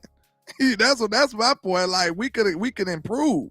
Maybe he don't become a normal player no more. We could actually upgrade that position as well. And if we fail trying to upgrade it, it'll probably even out as Michael Gallup. You know what I'm saying? The worst case scenario, the player we try to, you know what I'm saying? He will fall to Michael Gallup. Like the worst case scenario, we try to replace him, and he ended up playing just as bad as Michael Gallup. Hey, okay, we failed. You know what I'm saying? But at least you failed. I mean, I don't know. This is my thing about Michael Gallup. I don't necessarily think he played bad. I just think he's at his ceiling. And I think Cowboy fans, as always, made Michael Gallup into something that he never was. He was never a number 2 receiver. He was never a quad-on number 1 receiver. He was never that. Never. See, that wasn't even the fans. That was the Cowboys. That was Dak now. No, that was Cowboy fans. That was Cowboy fans. No. I remember them press conferences, Wes. They were like, we got 3 number 1 receivers. They said this. Yeah, they said that. And you know what, landlord? How often do people tell you that Santa Claus is alive? And guess what? You are a grown-ass man. That's your choice. Listen to me. It is your, listen to me. When the truth is available and you choose to believe a lie, that's on you. I hope Santa bring me some goddamn money. Did you hear what I said though? When the truth is available, or you have the ability to find the truth, that's on you, bruh. Listen, the Cowboys. I'm just telling you what they said. They made an announcement. You remember they were saying we're gonna have 3,000-yard receivers. Then they said, they said. And think about this. And think about this, landlord. When the Cowboys said that, you know what I knew? I knew that the Cowboys did not value having a number one receiver, because you can't have a number one receiver if you're saying that you're gonna have 3 dudes over 1,000 yards. Man, hold on. A-Game, I promise you, on Facebook, I got into it with a nigga that said that Michael Gallup was better than Amari Cooper. That's what I'm trying to find out. I swear to bro, Almighty don't even God. try to start to get on it. Get their ass, Henny. Get their ass. A-Game, I swear to Almighty God, I was arguing with folks saying Michael Gallup was the best wide receiver that we had, bro. Get their ass, Messiah. Like, for real. Like, people said that. Like, people really said that. It really be more on Facebook than it be on, like, Twitter and stuff. Them folks that be on Facebook tweaking. Facts, D.A. Lee, like they be in those Facebook groups going crazy. Man, it's not just one person, bro. Well, I've been got out of them Facebook groups. It's not just one person, bro. It is total anarchy in the whole Facebook groups, all of Facebook. That's why I'm on Facebook too, bro. Bro, they were swearing up and down Michael Gallup was the second coming of somebody, bro. Thank you, A-Game. They were saying there's a bunch of weirdos though, A-Game. They are weirdo, but did you see what he did to Jalen Ramsey? Did you see what he did to Jalen Ramsey? Listen, when I first started doing content, I was like, yeah, okay, it's Cowboy Facebook groups. Let me join these groups and see. I'm all innocent and shit. I'm like, let me join these groups and see what's going on. Put my content in all that good stuff. Man, it was total anarchy in them groups. Boy, I got the hell out of there. Man. It is craziness in there. Facebook is a different world, bro. Did you see what he did to Jalen Ramsey? I'm like, bro, what did he do to Jalen Ramsey, bro? He didn't even, man, that play didn't even stand. It was crazy. A bunch of big groups, too. It's a bunch of them. It be Cowboy related. It's Romo versus Dak. It's all kind of wildness. Man, it be a group with 30,000 people and 29,000.9 don't know shit. Straight up, and they just arguing crazy stuff. Be saying crazy things. And then 2 years later, hey, West Coast, remember when I told you Michael Gallup shouldn't have got that money? Hell no, I don't remember when you told me that. I about to cuss somebody out the other day talking about some West Coast. Man, I remember back in 19, what he said, this dude told me, I remember back in 2020 and 2013, I told you about stop the run. And I'm like, motherfucker, you lying like a mug. Facebook didn't even start going live in 2015. Lying ass. I wish you would have told me them groups was toxic before I knew, because I sure went in there all innocent than a mug, boy. They got me up out of there. And I'm going to tell you, the worst ones in them groups and them admins, they swear they think they little gods. Like, you know what I mean? Like, I'm not about to kiss your butt so I can post my video in your group. I'm going to just have so many people. Hey, that's what I used to do. Listen to me. When I first got in the game, that's what I used to do, right? Because I would share my stuff and people would get mad, right? So then that's how I actually got into like telling people to share. The reason being is because every group was blocking me for sharing my own. And let me tell you guys, weird. I know this sounds weird, but yes, Cowboy fan groups was blocking me from posting. It's so crazy. That means pause your game and get it up. That's exactly what that means. Pause the game. TJ, since you're not playing, are you playing? Then you get it up. Everybody pause the game. Clean my living room. It's crazy how he was right there by the accident, but you know how us fathers babysit. Like, we would have been in the 3 other rooms back there. We would have heard the sound. Like, what was that? Hey, Jordan, get up and come and do this kitchen right now. Go. Let's go. We ain't even got but point being, like, y'all are knowledgeable. Y'all on here with us on talking Cowboy content. There are people that are dumb to the fact. There are people that are dumb to the fact about football, bro. It's a whole tribe of people that wanted Cooper Rush to stay the starter. Man, it's a whole tribe. That ain't even nothing. What happened to all the people that changed their profile picture to Andy Dalton? I remember that. There were folks that changed it when he got on the team. Bro, he hadn't even He hadn't even got in a Cowboy uniform, and they already had the edits. They said Dak was done. They said he'll never get that job back. It was over with. We got the real quarterback. The red rifle. Man, people crazy, dog. So wild people out here. I swear to God, like there. And listen, it's not. It was only one person. I wouldn't even bring it up. But it'd be groups of people. They be clicked up talking crazy. Like, yeah, man. You weren't talking about what they wanted you to talk about. You probably was in there keeping it real, and they wanted to be in delusional world. Yep. But yeah, man, I got booted. I thought they were gonna delete me on Facebook.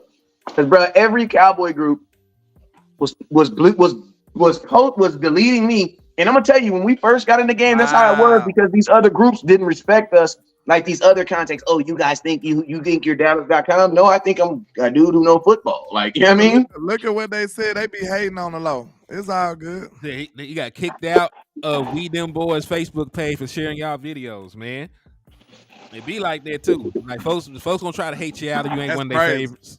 That's crazy. But they can share their good morning with the Cowboy girl with a big old, I'm not gonna say it because my daughter right here, big old bleeps out, and you can clearly tell it's edited.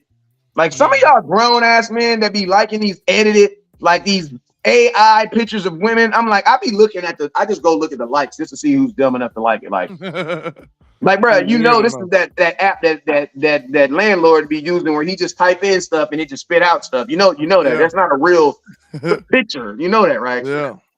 Talking about the what it is. I can't. And then you know what I do? I go on their friends list and I see they got 50 of these fake girls accounts. I'm like, you know them as fake accounts, right? Man, let them be happy, man. They delusional. Let them be happy.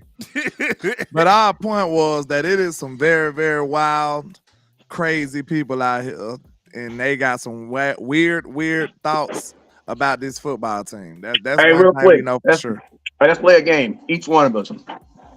Let's play what was something that you can look back on and you can say that you was on the right side of history and the rest of the Cowboy Nation was on the wrong side of history. I'm gonna give you an example. My first example is two people: Donovan Wilson, Tony Pollard. I was one of the first people to make content about Donovan Wilson starting and playing. This is before Dan Quinn, for anybody. This is when he had 3 interceptions in the goddamn preseason, and then they proceeded to get no playing time. You know what I'm saying? They did not. I guess you can't really say that was a wrong side of history, but Tony Pollard for sure. I've been. What is you breaking my door off, bro? What is you doing? If it's been broke, don't break it more. I was right on Tony Pollard. I'm not even right, but I know the Cowboy Nation was on one side of history. I was on this side of history, and as we can see, I think history has showed us what's correct. So those are my things. Go Hey, whoever wants. Real quick, let me show some love to A Game for the $10 super. He said, keep doing y'all thing. I was born and raised in Frisco, so seeing the Niners lose another Super Bowl was lightweight satisfying since all my friends or family are Niners fans. They be talking mad shit. Salute for the love, and man, I love seeing the 49ers lose. Salute. Like them losing and the Eagles losing, this makes my day, bro. It warms my heart. Heart. And it's funny that I live way in Bama and all my cousins 49ers fans. Like I live on the west side, no lie. I live on the west side of Birmingham. They live on the east side of Birmingham. You know, Ishnay on the Ishnay. They like red. We'll just say that. And they all 49ers fans, okay?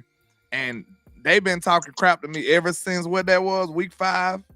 Even last year before that, I get all kind of calls from my cousins. Hey, man, what about them Cowboys? That's all they've been doing all year. So it was very satisfying, bro. It was very satisfying. Man, one thing I was look at Carl, man, know what I'm talking about. You know, he from the city. He over there laughing. he know what's up. So one thing that I was on the right side of history about, oh shit, the Schoonmaker stuff. Like there were people trying to tell me that I was delusional for not believing in Schoonmaker, that he was gonna come in here and do this and that he fit the offense, his athleticism he ain't did a damn thing. And I said that taking a tight end in the top rounds was stupid. And listen, the Dallas Cowboys, y'all flip-flop. Because y'all told me when we let Dalton Schultz go that we already had 2 dynamic tight ends. Y'all told me that Henny and Ferg were going to take over the league. Ferg is doing his damn thing. So what a drop-off from him in the shot, bro. What a drop-off. Hey, we got to do that show, too. That's the show that we got to do that show, too. Like, which players had that hype and just did not, bro? What a drop-off. I mean, I ain't going to call him Henny because I don't want people associated with him with it, but Hendershot, he take the award, bro. Well, you know, I got one. I was gonna say that I was pretty. He right fell off. He fell off after he tried to tax. I'm just gonna say that. I was right on this guy, and then I got even righter the next year. That's how gangster it was. DeRon Bland. Okay. That's the one I was right on. I was right on Bland. I said something about Bland. Like, as soon as I seen him, I said, man, this dude can play.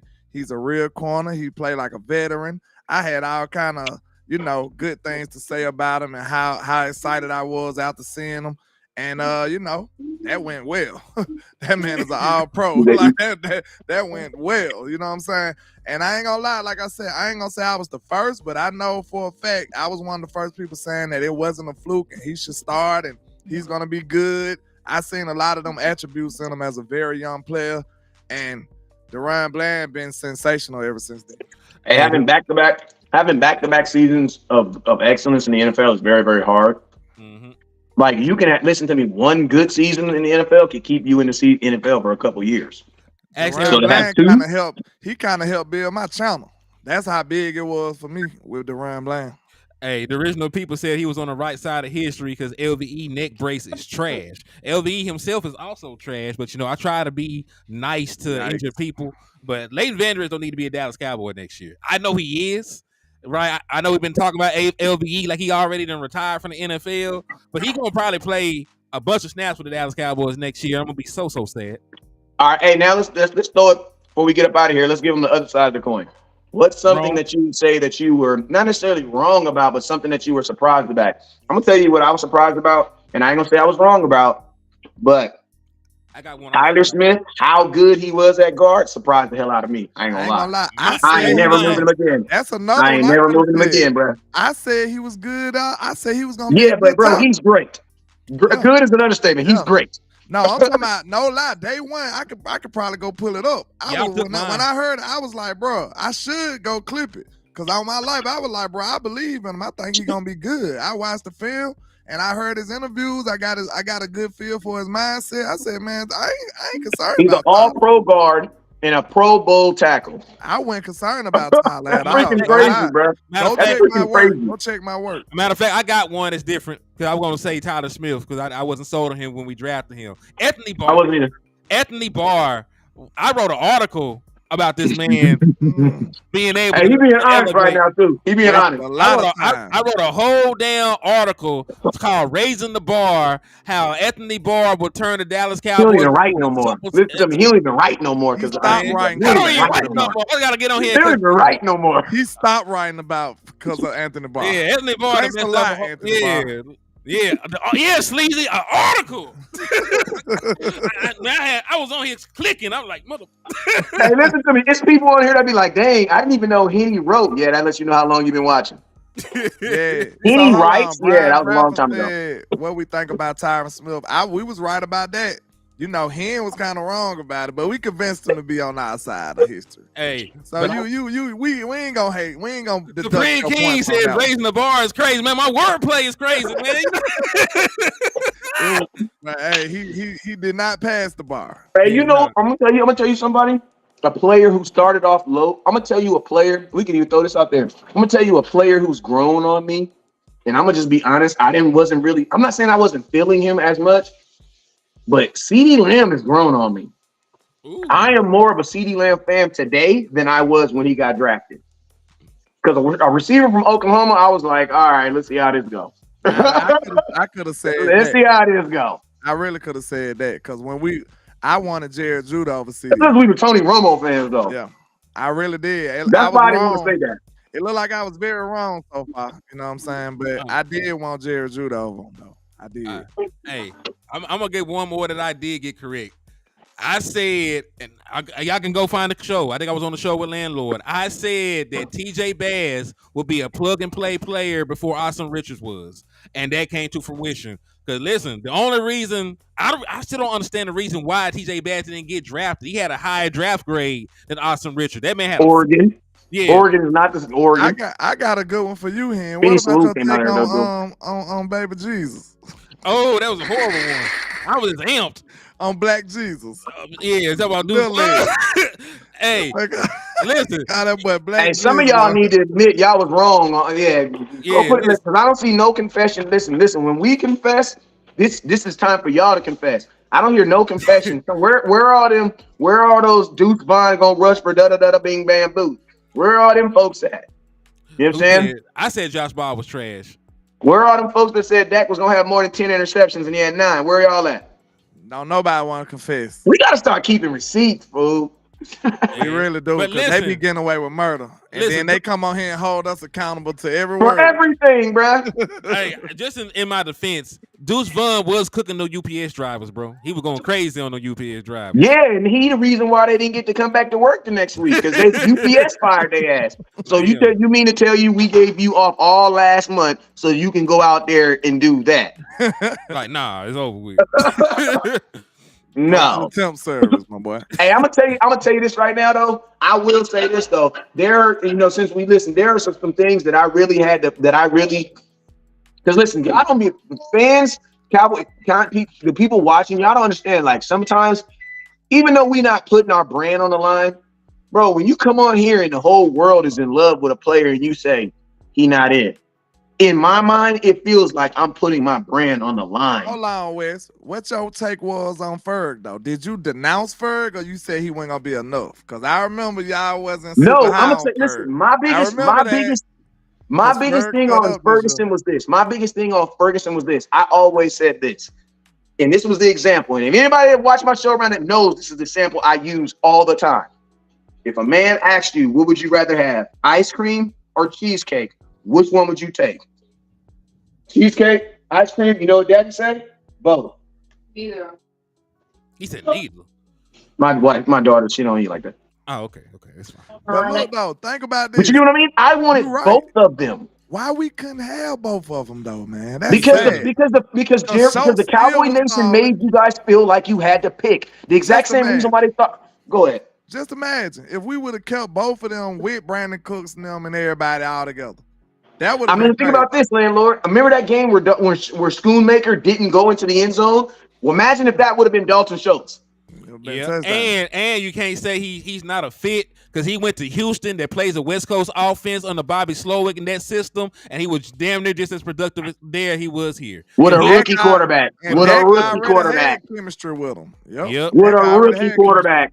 And then just imagine if Ferguson would have grew like that too, man. That would have been that would. And listen to me, the reason why I wanted to keep Schultz so bad is because of this right here. One, he led your team in first downs, man. And I don't see, listen, I love my boy. Listen to me. I love my boy, Boss Cowboy, but he made this thing about him being hot pockets, meaning basically he's good at finding those hot pockets and being able to just sit there. And I always thought myself, how is that a bad thing? I've been watching these videos.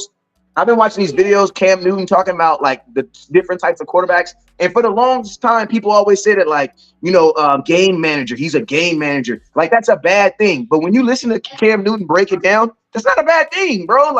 This whole time they were saying Dak was a game manager. That's actually a good thing. You know what I'm saying? It's just a different style of quarterback. And I use that example as the same thing. You know what I'm saying? It's we have these negative connotations and these things that we put on players that just don't be true. We ran so much 12 personnel that we had to have 2 good tight ends. And that's what I always said. Dak has always had one really good tight end, but he's never had a season when he had 2 really good ones. And you stay in 12 personnel. So that's the thing that I was saying. And Dalton Schultz had 6 touchdowns. And then think about this. You can't just second round pick. Stevenson is going to come back next year, and I promise you, John Stevenson will be better. He will be better than Schoonmaker. Got that injury though. I know, but listen, he also had the injury early. He got injured in August, bruh. We need to get an update on him. Matter of fact, true. We need to see if he want to come on the show since everybody else on podcast. Facts, because don't nobody know who he is. We do need to get in touch with him. On my mama though, for real. Hey, John Stevens, if you out there, let us know something. Hey man, listen to me. I got a Cowboy jersey for anybody that can get in John Stevens inbox. Tell them we got a show called West Coast Cowboy. It's actually not West Coast. It's Uncut Cowboy starring HTM, West Coast Cowboy and Landlord. You can drop my name if you need to, though. You know what I'm saying? But listen, if y'all got, matter of fact, if y'all got uncles, cousins that are related to the Cowboys, man, get them folks on the show, bro. We'll throw you a little finder's fee. You know how we do it, baby. Hey, Jay Recruiter, speaking of dropping balls, the Dallas Cowboys were still one of the teams with the most drops in the NFL. You might as well have kept shows anyway. There's still there's still folks on the team dropping balls. So the Chiefs had the most. We know they ain't have no damn wide receivers. Drop balls come from your receivers. That don't come from tight ends. Tight ends, Tight end is not a position that drops a lot of positions. I'm gonna say this: Schoonmaker had like 4 himself. So that's and I'm gonna tell you this. And I'm gonna tell you, a tight end who drops balls, that's not really. That's because, bruh, you're only getting the ball freaking 12 yards from the damn quarterback. Man, not playable. You dropping ball, but yeah, Cowboys had 37 drops, bro. Without him on the team, you know what that is? That's wide receivers, bro. That's tight ends too. I don't even know. That has to be tight ends. God damn. It gotta be 37. Like everybody dropped the ball. Damn. That's a lot of. And that's more than. And don't put CD Lamb in there because I think CD Lamb only had like 6. He only got like 2, I think. CD Lamb didn't even drop the ball this year. He had drops. He had like 2 in the drops playoffs. Yeah, I gotta go look. He didn't drop the ball that much. Shout out to JR for the $4.99 for your mind, man. He said I was wrong about TP. I said he would ball in this scheme. I was right about Dak and CD. I said they would eat greedy this year. £, Cowboys confessions. Hey, I was heavy on the West Coast. Hey, you know what CD, hold on. CD had 5 drops though. That ain't that much. That's not bad. Hey, listen to me. You know what I was thinking? You know what I was thinking? What's up? Hey, you know what I was thinking? Not to go back on that old subject, but listen. Looking at these numbers is crazy though. It is. That's why I wanted to get out. I'll get it off the thing. Sheesh. But it's encouraging. It's encouraging to see Kansas City up there at number 1, though. That doesn't make me feel so bad. Yeah. You know what I'm saying? Bro, when I messed up and I'll be like, damn, I really messed it up. And then the landlord called me and be like, damn, I'll be like, damn, I ain't doing as bad as he did. Look, we know that CD Lamb went crazy, right? But listen to these numbers though. Like, goddamn, 135 receptions, 1,749 yards, 12 touchdowns. He graded out as a 91.1 overall, receiving 91.4. Throw the rushing numbers in there. Grief. Rushing yards, he had 14 carries for 113 yards, 2 touchdowns. He rushed for 8.1 yards per attempt, and I told you he's the best running back on the team. He forced 6 missed tackles. Ooh, he was the best running back on the team. His yards per reception was 13. Passer rating when targeted 125.7.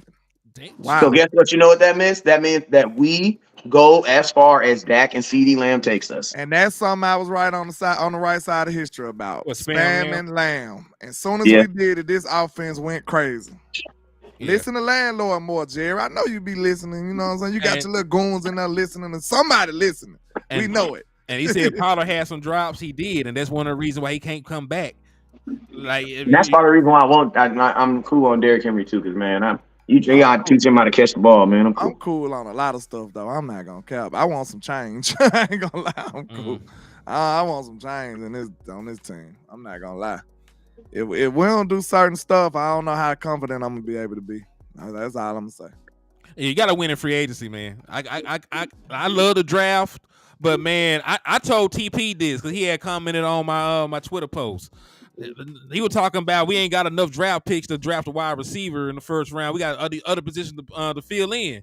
I said, man, lottery teams build their damn team in the draft. Teams that are contending for championships build their team in free agency, man. What do you say? Huh? What do you say in response? He agreed. But point being though, man, like we talk about teams, we talk about being contenders and stuff, and we don't move like contenders, bro. Like the Browns built their team in the draft. That's what they did for years. Kansas City, man, they went out and got some folks. They went out and brought a Frank Clark in. They went out and brought these different pieces in. They went and got our guy. They went and got Anthony Hitchens, and they went and got Damian Wilson, and they went and got Mo Claiborne. They won a Super Bowl with our veterans. They didn't go out there and get no dang rookies on their first contract. Matter of fact, even the veterans, even the guys they had, they were veterans by the time that Patrick Mahomes got there. Tyreek Hill had been in the league, making all pros and stuff with Alex Smith. Travis Kelce had been in the league, so they went and got veteran talent and won a championship. The Rams went and got veteran talent, man. They went and got Odell Beckham. They traded for Matthew Stafford. They did all these different things to improve their team. When they got Von Miller. Like teams that win championships build their team. You gotta pay for it, bro. Championships are bought. Championships are bought. They are bought. You get what you pay for. Yeah, exactly. People don't like hearing that, but championships are bought. Man. And listen, Jerry Jones ain't spared no expense in the 90s. That's a Like, W how on can you y'all side. listen to me? Brandon Cooks If you're ain't a had Super number Bowl one drop. team, if you're a Super Bowl team, that means you have some of the better players. If you have some of the better players, that means they want to get paid like some of the better players. So it's like it's almost impossible to think that you're going to win a Super Bowl with a cheap young team. It almost sounds impossible, and that's why I'm you not haven't gonna seen. lie, y'all. I'm trying to figure out where the hell all these drops come from. Because Michael Gallup ain't got number 3. Brandon Cooks only had 1. Like, what the fuck? I'm sorry. Where all these damn drops coming from, bro? Man, let's go look. Let's go look. It don't even making sense to me. 37 is egregious. How many Tony Pollard had? He That's probably like got 10. 10. Two a game.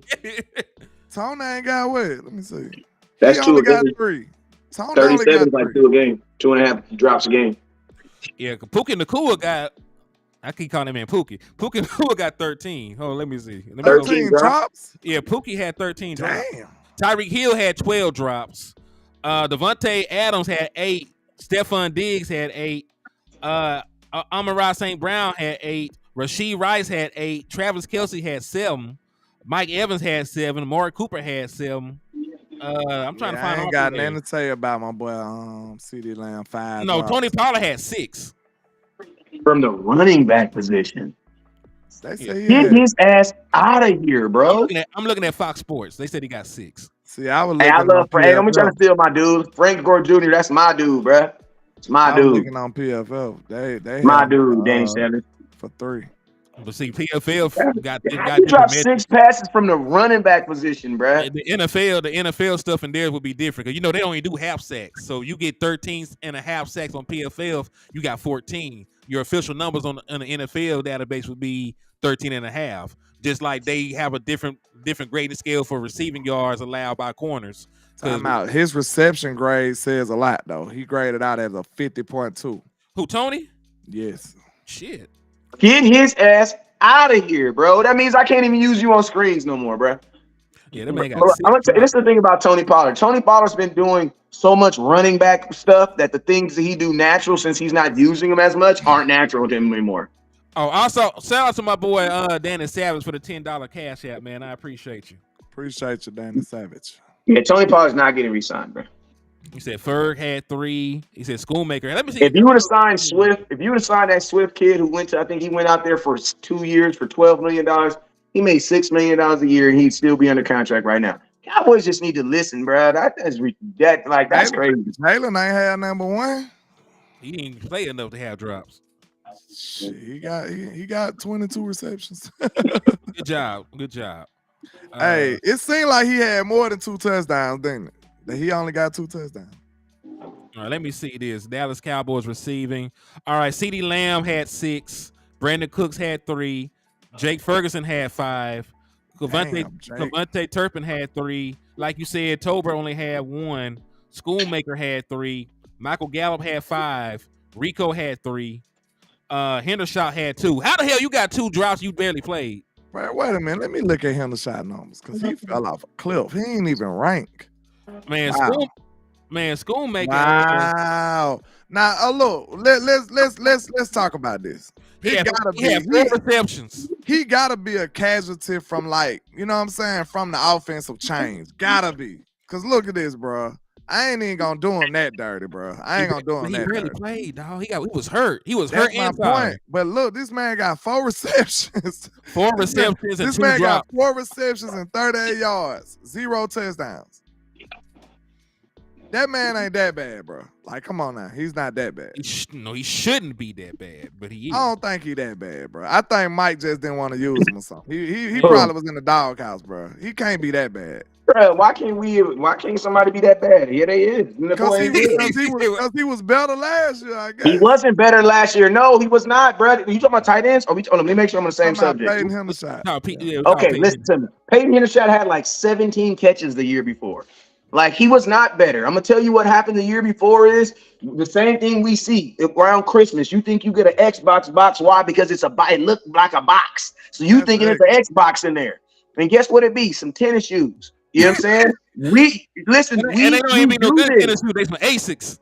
Yeah, we do this, bro. We do this. We looked at 17 receptions. This is why I was saying, how in the hell are we doing this and letting Dalton Schultz walk? That's why I was tripping so hard. Because I'm like, bro, even at that time, Ferguson, listen to me. Yes, Ferguson ended up being his good tight end. But at the moment, what we were doing made no goddamn sense, bro. We had a tight end that had 17 catches, another tight end that had like 12. And we were telling me that he is better than a dude that 6 touchdowns and almost 900 yards in the NFL right now. Look at what we did when you put it all together. We went in with it. Like I said, people got mad when I brought that up. People got mad when I brought that up because I was making a case for Dak at the time, but they didn't want to agree with it because I was like, Peyton Hendershot went no real number. I mean, Jake Ferguson went no real number 1 tight end yet coming into the year. That wasn't who he was. Then you got Tony Pollard wasn't no real number 1 running back yet. Then you got Rico Dowdle. You know what I'm saying? You got Rico Dowdle. That's some flaws right there on that offense right there. That's some flaws. You know what I'm saying? And we projected them to be able to fill those roles, but it was yet to be seen coming into the league. I mean, coming into this year, it was yet to be seen. Man, it's crazy that we had that many drops. But man, not really. I mean, it makes sense. You had brand new. You had a brand new number 2 wide receiver, a brand new number 3 wide receiver, brand new starting tight end, brand new starting second tight end, and you had a brand new starting running back and a brand new starting second running back. The only consistent things on your offense were the 2 things that we were doing hoping and praying for was going to get us through. Think about this. The only 2 consistent things were the 2 things that we were consistently hoping for. And who was that? Dak Prescott and CeeDee Lamb. So my question is this. I would have rather gone into that playoff game thinking, oh my God. See, we went into this playoff game and I made a video, and my video specifically said this. In order for us to get through this playoffs, we are going to have to Dak and CeeDee Lamb it, bro. I said this on my video. I said, man, I ain't never seen a dude. I said Deebo Samuel's never got the ball 8 times in a game and caught 17 catches. I said, but you know what? For a 3-game playoffs tournament, the Cowboys may need to do that with Dak Prescott and CeeDee Lamb. I would have rather going into a playoffs thinking like, damn, I got CeeDee Lamb, I got a tight end, I got a this. No, we went in there really hoping that, like, bam. And then think about this. When CeeDee Lamb dropped that first pass, that's why everybody felt so bad, bro, in that playoff game, bro. When he dropped that first, because we knew what it meant, bro. Man. When CeeDee Lamb dropped that first pass, bro, my heart was broke, bro. Because in my mind, I'm thinking, this was the only way I saw us getting through this. And man, that's why I was so disheartened seeing their body language, the way they were going back and forth. Like, man, this ain't the time. Dog, it ain't the time. And then we ain't seen that all year. Like, that was heartbreaking, bro. And I'm going to tell you, if CeeDee Lamb could have dropped that pass and then came back, that would have been because Dez had moments like that. Like, Dez would drop, and I'm going to tell you why. Because, and this is what they would do. They would literally not get the ball to Dez all game. And then 4th and blah, blah, blah. All of a sudden, they want to throw Dez his Hail Mary pass, and he got to catch it. Like, imagine that pressure every time. You know what I'm saying? So it's the same. It's kind of the same thing with CeeDee Lamb, but it's like that first pass when he dropped that mother sucker. Oh my God, my stomach was hurting, bro. When it really dawned on me, Dak and CeeDee Lamb are not on today. When it really hit me, bro, that's when I was like, it's over with, bro. I told you, listen to me. I knew the game was over when I said what? When we started targeting Michael Gallup. Man. Y'all know every single time I said, I ain't gonna lie, Michael seemed like he was watching the podcast because he came on here and said everything we said. Oh, my mom said everything we said. He said everything we said and y'all was mad. No lie. I said, man, the defense ain't have to give up no touchdown out the gate. Dak came out there with already down. Michael said the exact same thing. Exactly. Tyron Smith put it out that he wants to sign back with the Cowboys. Yeah, we already knew that. Yeah, I got it right here. We just ain't got around to it because this was reported by Brandon Laurie. According to Calvin Watkins, Tyron Smith, the longest tenured player on the Cowboys, wants to play another season with the team. The Cowboys found a good rhythm with Tyron in his practice schedule last season to keep him healthy. Yes, I would also bring Tyron Smith back. Y'all know I tried to assassinate him in the offseason. You know, I tried to take him around back, put 2 in the head, 2 in the chest. They were trying to play my boy Tyron, man. That's why I'm glad I spoke up for him. Because I said it. I did not want to live in a world where Tyron Smith don't play left tackle. Hey, Listen And to look me. what happened. I'm gonna tell y'all like this. Tyron Smith is like Debo. You know what I'm saying? When Debo come around, you know what I'm saying? No, when Debo ain't I ain't around, got nothing to say. I'll be talking. I'll be saying what I want to say. Tuck mine But when in. Tyron Smith come around, I put my shit up. You know what I'm saying? Hey, hold on, yeah, hold Because on. listen to me. Tuck When mine Tyron in. Smith ain't healthy, oh man, get his ass out of here. Get his ass out of here. I don't give a damn. Get his out of here. He just a this. He just a that. He just a this. But as soon as Tyron Smith is healthy, oh yeah, we got big chains out. We got the best offensive line in football. We got a future Hall of Famer on. You know what I'm saying? I'm just saying, Cowboy Nation. That man If I allowed sound one like you, it's sack. because I am you. That man allowed one sack all year, and that was that Detroit game. Bro, there That's was a it. time when Tyron Smith came back last year where people were mad, bruh, because he was healthy. Man, We're look, now at the point where people are mad because listen. If you want to get rid of Tyron Smith when he's hurt, I'm all for it. But if he's healthy, put his ass on the field. yeah, I never understood that. Like my And only if he get thing, hurt, you can cut him. You can yeah, always cut him. my only thing with Tyron was he didn't play a lot of games. He played way more He games than I played thought in he the would this playoffs. year. He played in the He played in the Listen, playoffs. and that was one of my things. I said if he give me double-digit gains in all the postseason, I can live with Tyron Smith and figure it out. And he did just that. So damn it, I would run it back. And listen, bringing Tyron Smith does not mean you can't go out and draft another offensive lineman. You still could do that. You supposed to have one in the chamber any damn way. Wait a Matter of minute. And guess matter, what? And think about this. That would be the perfect scenario because you know Tyron Smith isn't going to play every game. So Yep. you have an opportunity for him to play. Get him Bruh, It's snaps not like, and think about learn. this. That's a better time situation out. than wide receiver. You want to know why? Because I don't foresee CeeDee Lamb getting hurt. I mean, I don't. Look, I don't out of foresee it. You know what I 81 mean? players, Tyron Smith ranked number 4, according to PFF. I don't get, bro. But wait a I'm minute. bringing that player back. I don't even care what Minute. it's ranked in. I don't even care what he's ranked in. Listen to this though. This is sad. I didn't even know it was this bad. Out of 81 players, Terrence still rated number 70. Coming off an injury. This is his first major injury, bro. Major injury. Listen, he tore his ACL, PCL, MCL, some shit like that. He Look, tore 3 I'm not ligaments. saying And nothing about just that, but this doing what that I'm as saying. We know. He shouldn't have been on the field. He shouldn't That's have been all on I'm the saying. field. He But we shouldn't have been know on the the field. Cowboys do that, though. We know they do that. And think about this. You know what else put him on the field? You know what else put him on the field? That freaking contract, bro. Because you got to think, bro, in the natural, I just got paid. Like, sometimes you ain't even got to tell somebody, bro, we got to go. They got Chuma Edoga ranked higher than him. It's cap. Bro, Chuma Edoga played every position on the offensive line except for center. And he didn't look really. They got Tyler Biadasz ranked 14th out of 36 players. I mean, shit, there's not many centers anyway. There's not So many. he middle Out of of the pack. 36? He average. That's what they say. Out of 36. 36. That means the NFL middle. does not see him. If he's ranked 36, that means the NFL does not see him as a starting center. He's ranked 14th out of 36. You know, not a lot of centers play. And I'm gonna tell y'all this right here, not to shit on him, but I'm cussing like Henry now. 3 sacks allowed. He had 4 hits allowed and 25 total. Listen to me. Most centers don't give up sacks because most pressure don't come up the middle.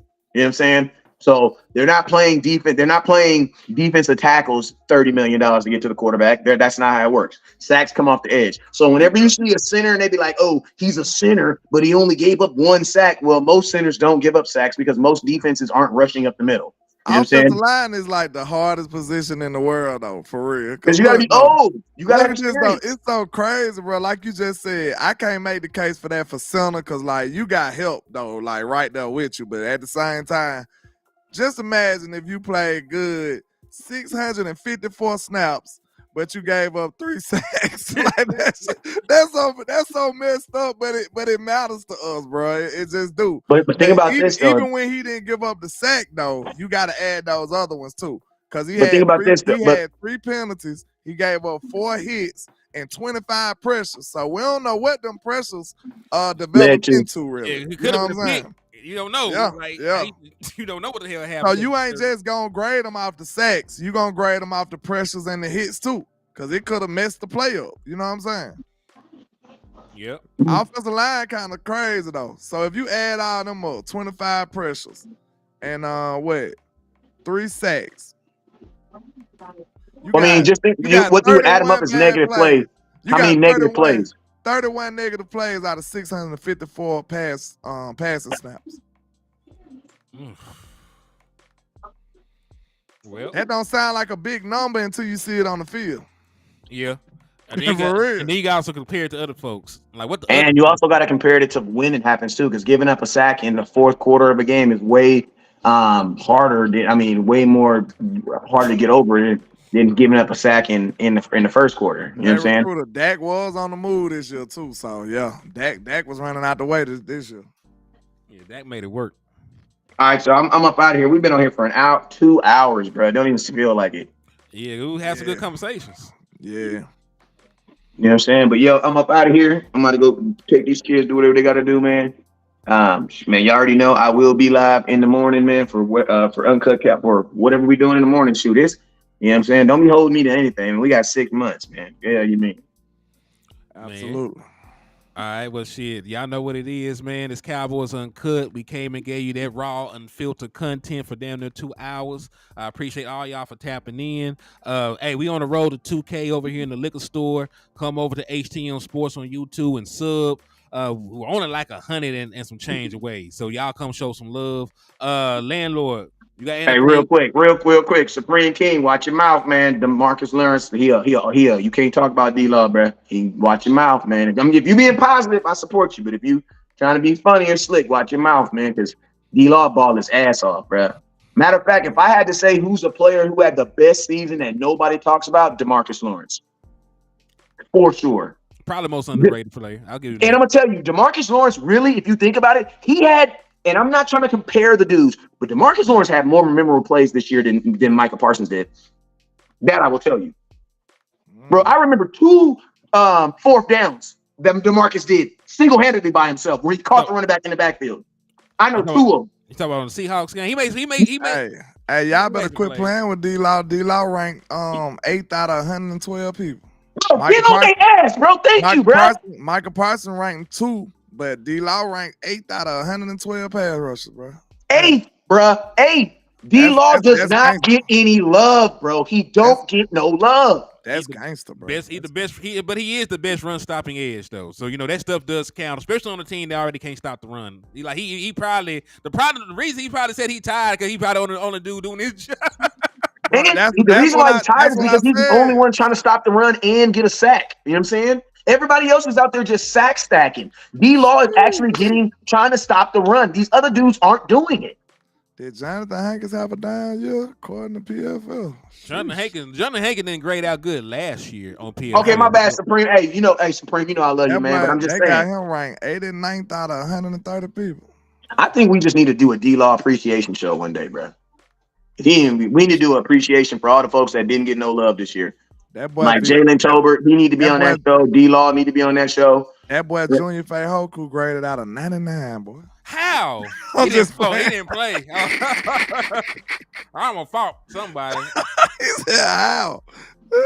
I need some explanation in this. Hey, listen, I don't think DeMarcus Lawrence was a shot at anybody. I just think DeMarcus Lawrence was saying where he was at, man, because like I said, DeMarcus Lawrence does do more than Dante Fowler is coming in to get sacks. Dorrance Armstrong is coming in to get sacks. Micah Parsons theoretically is really coming in to get sacks. DeMarcus Lawrence is the only dude that's out there that's required to get sacks and stop the run. They're not requiring that from Dorrance Armstrong. They're not even Sam Williams. Sam Williams out there to get a sack, bruh. Oh my God, bro. What? Y'all want to know? What? It's bad. Get landlord ass off the computer. We gonna be here all night. It's bad, bro. Tell me. Y'all really want to know? Yeah. Yes. Bruh. J-Ron Curse rankings, bro. Oh, I know. I already know. Listen, J-Ron Curse was a guy that out of 95 players, bro. I already know. He ranked. Remember, he's out of place. 90th. I would think like 90th. He ranked 94. But you got to remember, he's also probably the only safety on there that's playing linebacker too. And I'm gonna tell you guys this: he's not the only safety playing linebacker. That hurt my he's just not playing bro. it well though. But think about this: that's the reason why I say that's why I say if I'm a guy like J-Ron Curse, yeah, you might like Dan Quinn, but at the same time, you might be thinking he screwed you, bruh. Time out. We know we got to take these grades with a grain of salt, but we watch the games too. So like we sit up there like that ain't outlandish to say some of this stuff. Like some of it adding up. Like we know D-Law was balling out, bro. Him being ranked 8th, like that sound like it should be. You know what I'm saying? Like some of this stuff sound a little valid though. And you know, it might be a little outrageous, but God, my God. J-Ron Curse. I mean, I would also say this. He played in that system for 3 years with Dan Quinn. That's a lot of wear and tear on your body over that amount of time. Cause he started off super good, but still solid 2022. And this year, I think it caught up to him, bro. Hey, and also think about this, right? No offense, y'all know J-Ron's my dog, but this pseudo made up position is what got him on the field. Theoretically, if this position didn't exist, he's probably not on the field. You can take that however you want to take that. True. Then you and that's just being real. Like, you know, that's why I say don't even want to leave y'all, man. Let's get up off of here. Hey, but listen to me. Y'all listen gotta to me. show some love, bro. We bad. And hey, before I get out here, think about this though. Think about this. That's why I say things like this. There are gonna be some guys that are gonna get signed or told them you guys can leave on the first day of free agency. J-Ron Curse is one of those guys. Because if your defensive coordinator doesn't have that position, bro, you got to tell him, like, go. We're not going to have safeties. If we're going to have standard linebackers, J-Ron Curse does not have a place on this team. Because there are safeties. Listen to me. I love my dog, but there's safeties better than him on the team. I think Wanye is better than J-Ron. As a safety, I think Wanye is better than J-Ron Curse right now. 95 out of 90. I mean, hey, where they're not going to have Wanye on there. He probably didn't have enough snaps. Wanye on here. I don't know if he ranked. Let me see. Thomas. Yeah, he ain't ranked. He didn't play enough, but if you can go to his PFF page, I think. I'm gonna just say it like this. He graded out well though. That's what I'm saying. He graded out at 85.9 coverage grade. Yeah, and that put him where in the NFL? He didn't rank because he didn't get enough snaps. He didn't get enough snaps to rank. But if he would have had snaps with that 80-something rank, that's pretty goddamn good. That's pretty impressive. But his run defense wasn't great. But he need to play free then. Yeah, and he's small. I don't expect someone small to have good run stopping game. I just don't. Pass rush grade and run defense grade was pretty low, but his coverage grade was excellent. So you know what that means? Malik Hooker's back here for sure. I'm gonna keep it real with you. We need to have a conversation. Zimmer is gonna decide. It's gonna be the reason if I keep J-Ron Curse or not. And even then, I probably still won't keep him. I don't think J-Ron Curse is gonna be here next year. Malik ranked pretty high too. He ranked 14 out of 95 safeties in the league. Dono, middle of the pack. Yeah. He ranked 52nd out of 95 safeties in the league. We heard about J-Ron Curse. Where Marquise Bell ranked? Because there was Marquise had a pretty high ranking. He was 18 out of 82. He started out on fire. He kind of like fell back down and reality. Did Marquise show up in the linebacker? Did he show up in the linebacker stats too? Yeah, he's a linebacker on here. Yeah. Oh, so that's a linebacker stat. But he ranked it out of 18. Yeah, look at Damone Clark though. Guess what he had? 54 out of 82. I was right because he made a play every blue moon. He just didn't make a play enough. Osa got a nice ranking, bro. Osa ranked 19th out of 130 players. He a good 3-tech. I just can't ask him to stop the run. Last one. Where's Sam Williams? Sam ranked 51st. He 51st out of 112 edge rushes. Jonathan Hankins' number was concerning though. I thought he did a little better. Neville Gallimore even ranked. He 69th out of 130. Well, I'm out of here, folks. All right, he said, let's get out of here with one more thing. Mozzie, where Mozzie finished? I was just about to say, how the hell Dante Fowler didn't rank? DQ man, Mozzie should not have even had enough snaps to rank, bro. Mozzie ranked 113th out of 130. All right, y'all, we go. Bruh, that's why I said don't bring. That's exactly why I did not want to bring up his stats to end the show. I did not, because now we leave fans with a cliffhanger. That boy did not play enough snaps, and I'm gonna tell you this right now. I promise you, I'm curious. I would like to know where he ranked amongst the rookie defensive tackles, because ranking a rookie defensive tackle with guys like Aaron Donald and all these dudes who are grown ass men. Because I'm gonna tell you this right now, you are not a defensive tackle in the NFL till year 2. And I told y'all That's the that, only man. position I give you that grace on. Any other position, I'd be In like, offensive line, Bush. anywhere in the offensive line. I'd be like, Bush, because they do everybody else the same way. But I give you that one. I give you that one. You need 2 years, bruh. Name me a defensive tackle that's come in the league and been like, oh yeah, he's the next. Bro, they ain't never. You don't even know who defensive tackles are until like year 4. You don't even know who they are. This is the last thing I'm gonna do on here, and then I'm gone for sure. Now look, everything we rank low at, don't we need it?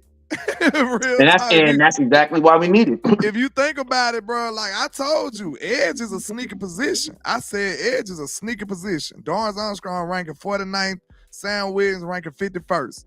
That's a sneaky position right there. And listen, you're gonna Dante Fowler gonna lose. Yeah, you're gonna lose Dante Fowler. You're losing DA and Dante Fowler, so you might. Edge is a sneaky need, y'all. It really is. Use that third on the edge, or get you a veteran. See if Danielle Hunter. What else we need? Defensive tackle.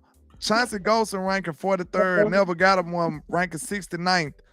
Jonathan Hankins ranking 89th. Mizey Smith ranking 113th. Bro, you can't tell me we don't need a defensive tackle. We know that. These rankings ain't all the way off, bro. So you look at this. Guess what else? The other position of need we need? Linebacker. Damon Clark ranking 54th. Yeah. Where did Tony Pollard come out at? Tony Pollard, where he at? I had to go back to the offense. Let me see. He ranked 15th out of 59. That ain't really that terrible. He had 1,000 yards, but you also got to see how inefficient it was. I don't give a damn about no 1,000 yards. Y'all didn't give a damn about Zeke 1,000 yards. Missed me with that bush. And your boy Brandon. Y'all told me anybody can get 1,000 yards. I'm telling you the same thing back. Hey. Ain't no y'all. We gonna leave out on that. Your boy Brandon Cook ranked 54th. You know, so you know. We'll get Brandon Cook, man. Yeah, we want the smoke, boy. Yeah, we want the smoke, boy. Let's go. Shout out to y'all. You know what I'm saying? Peace, God bless. And we keep talking. We're gonna be on here for another 5 hours. So I'm gonna get at y'all, man. We just gotta go. It should be fun. So we gotta go. West Coast got family things to do. I gotta go lay with my wife. He gotta go be nefarious landlord dude. So God bless y'all. We out.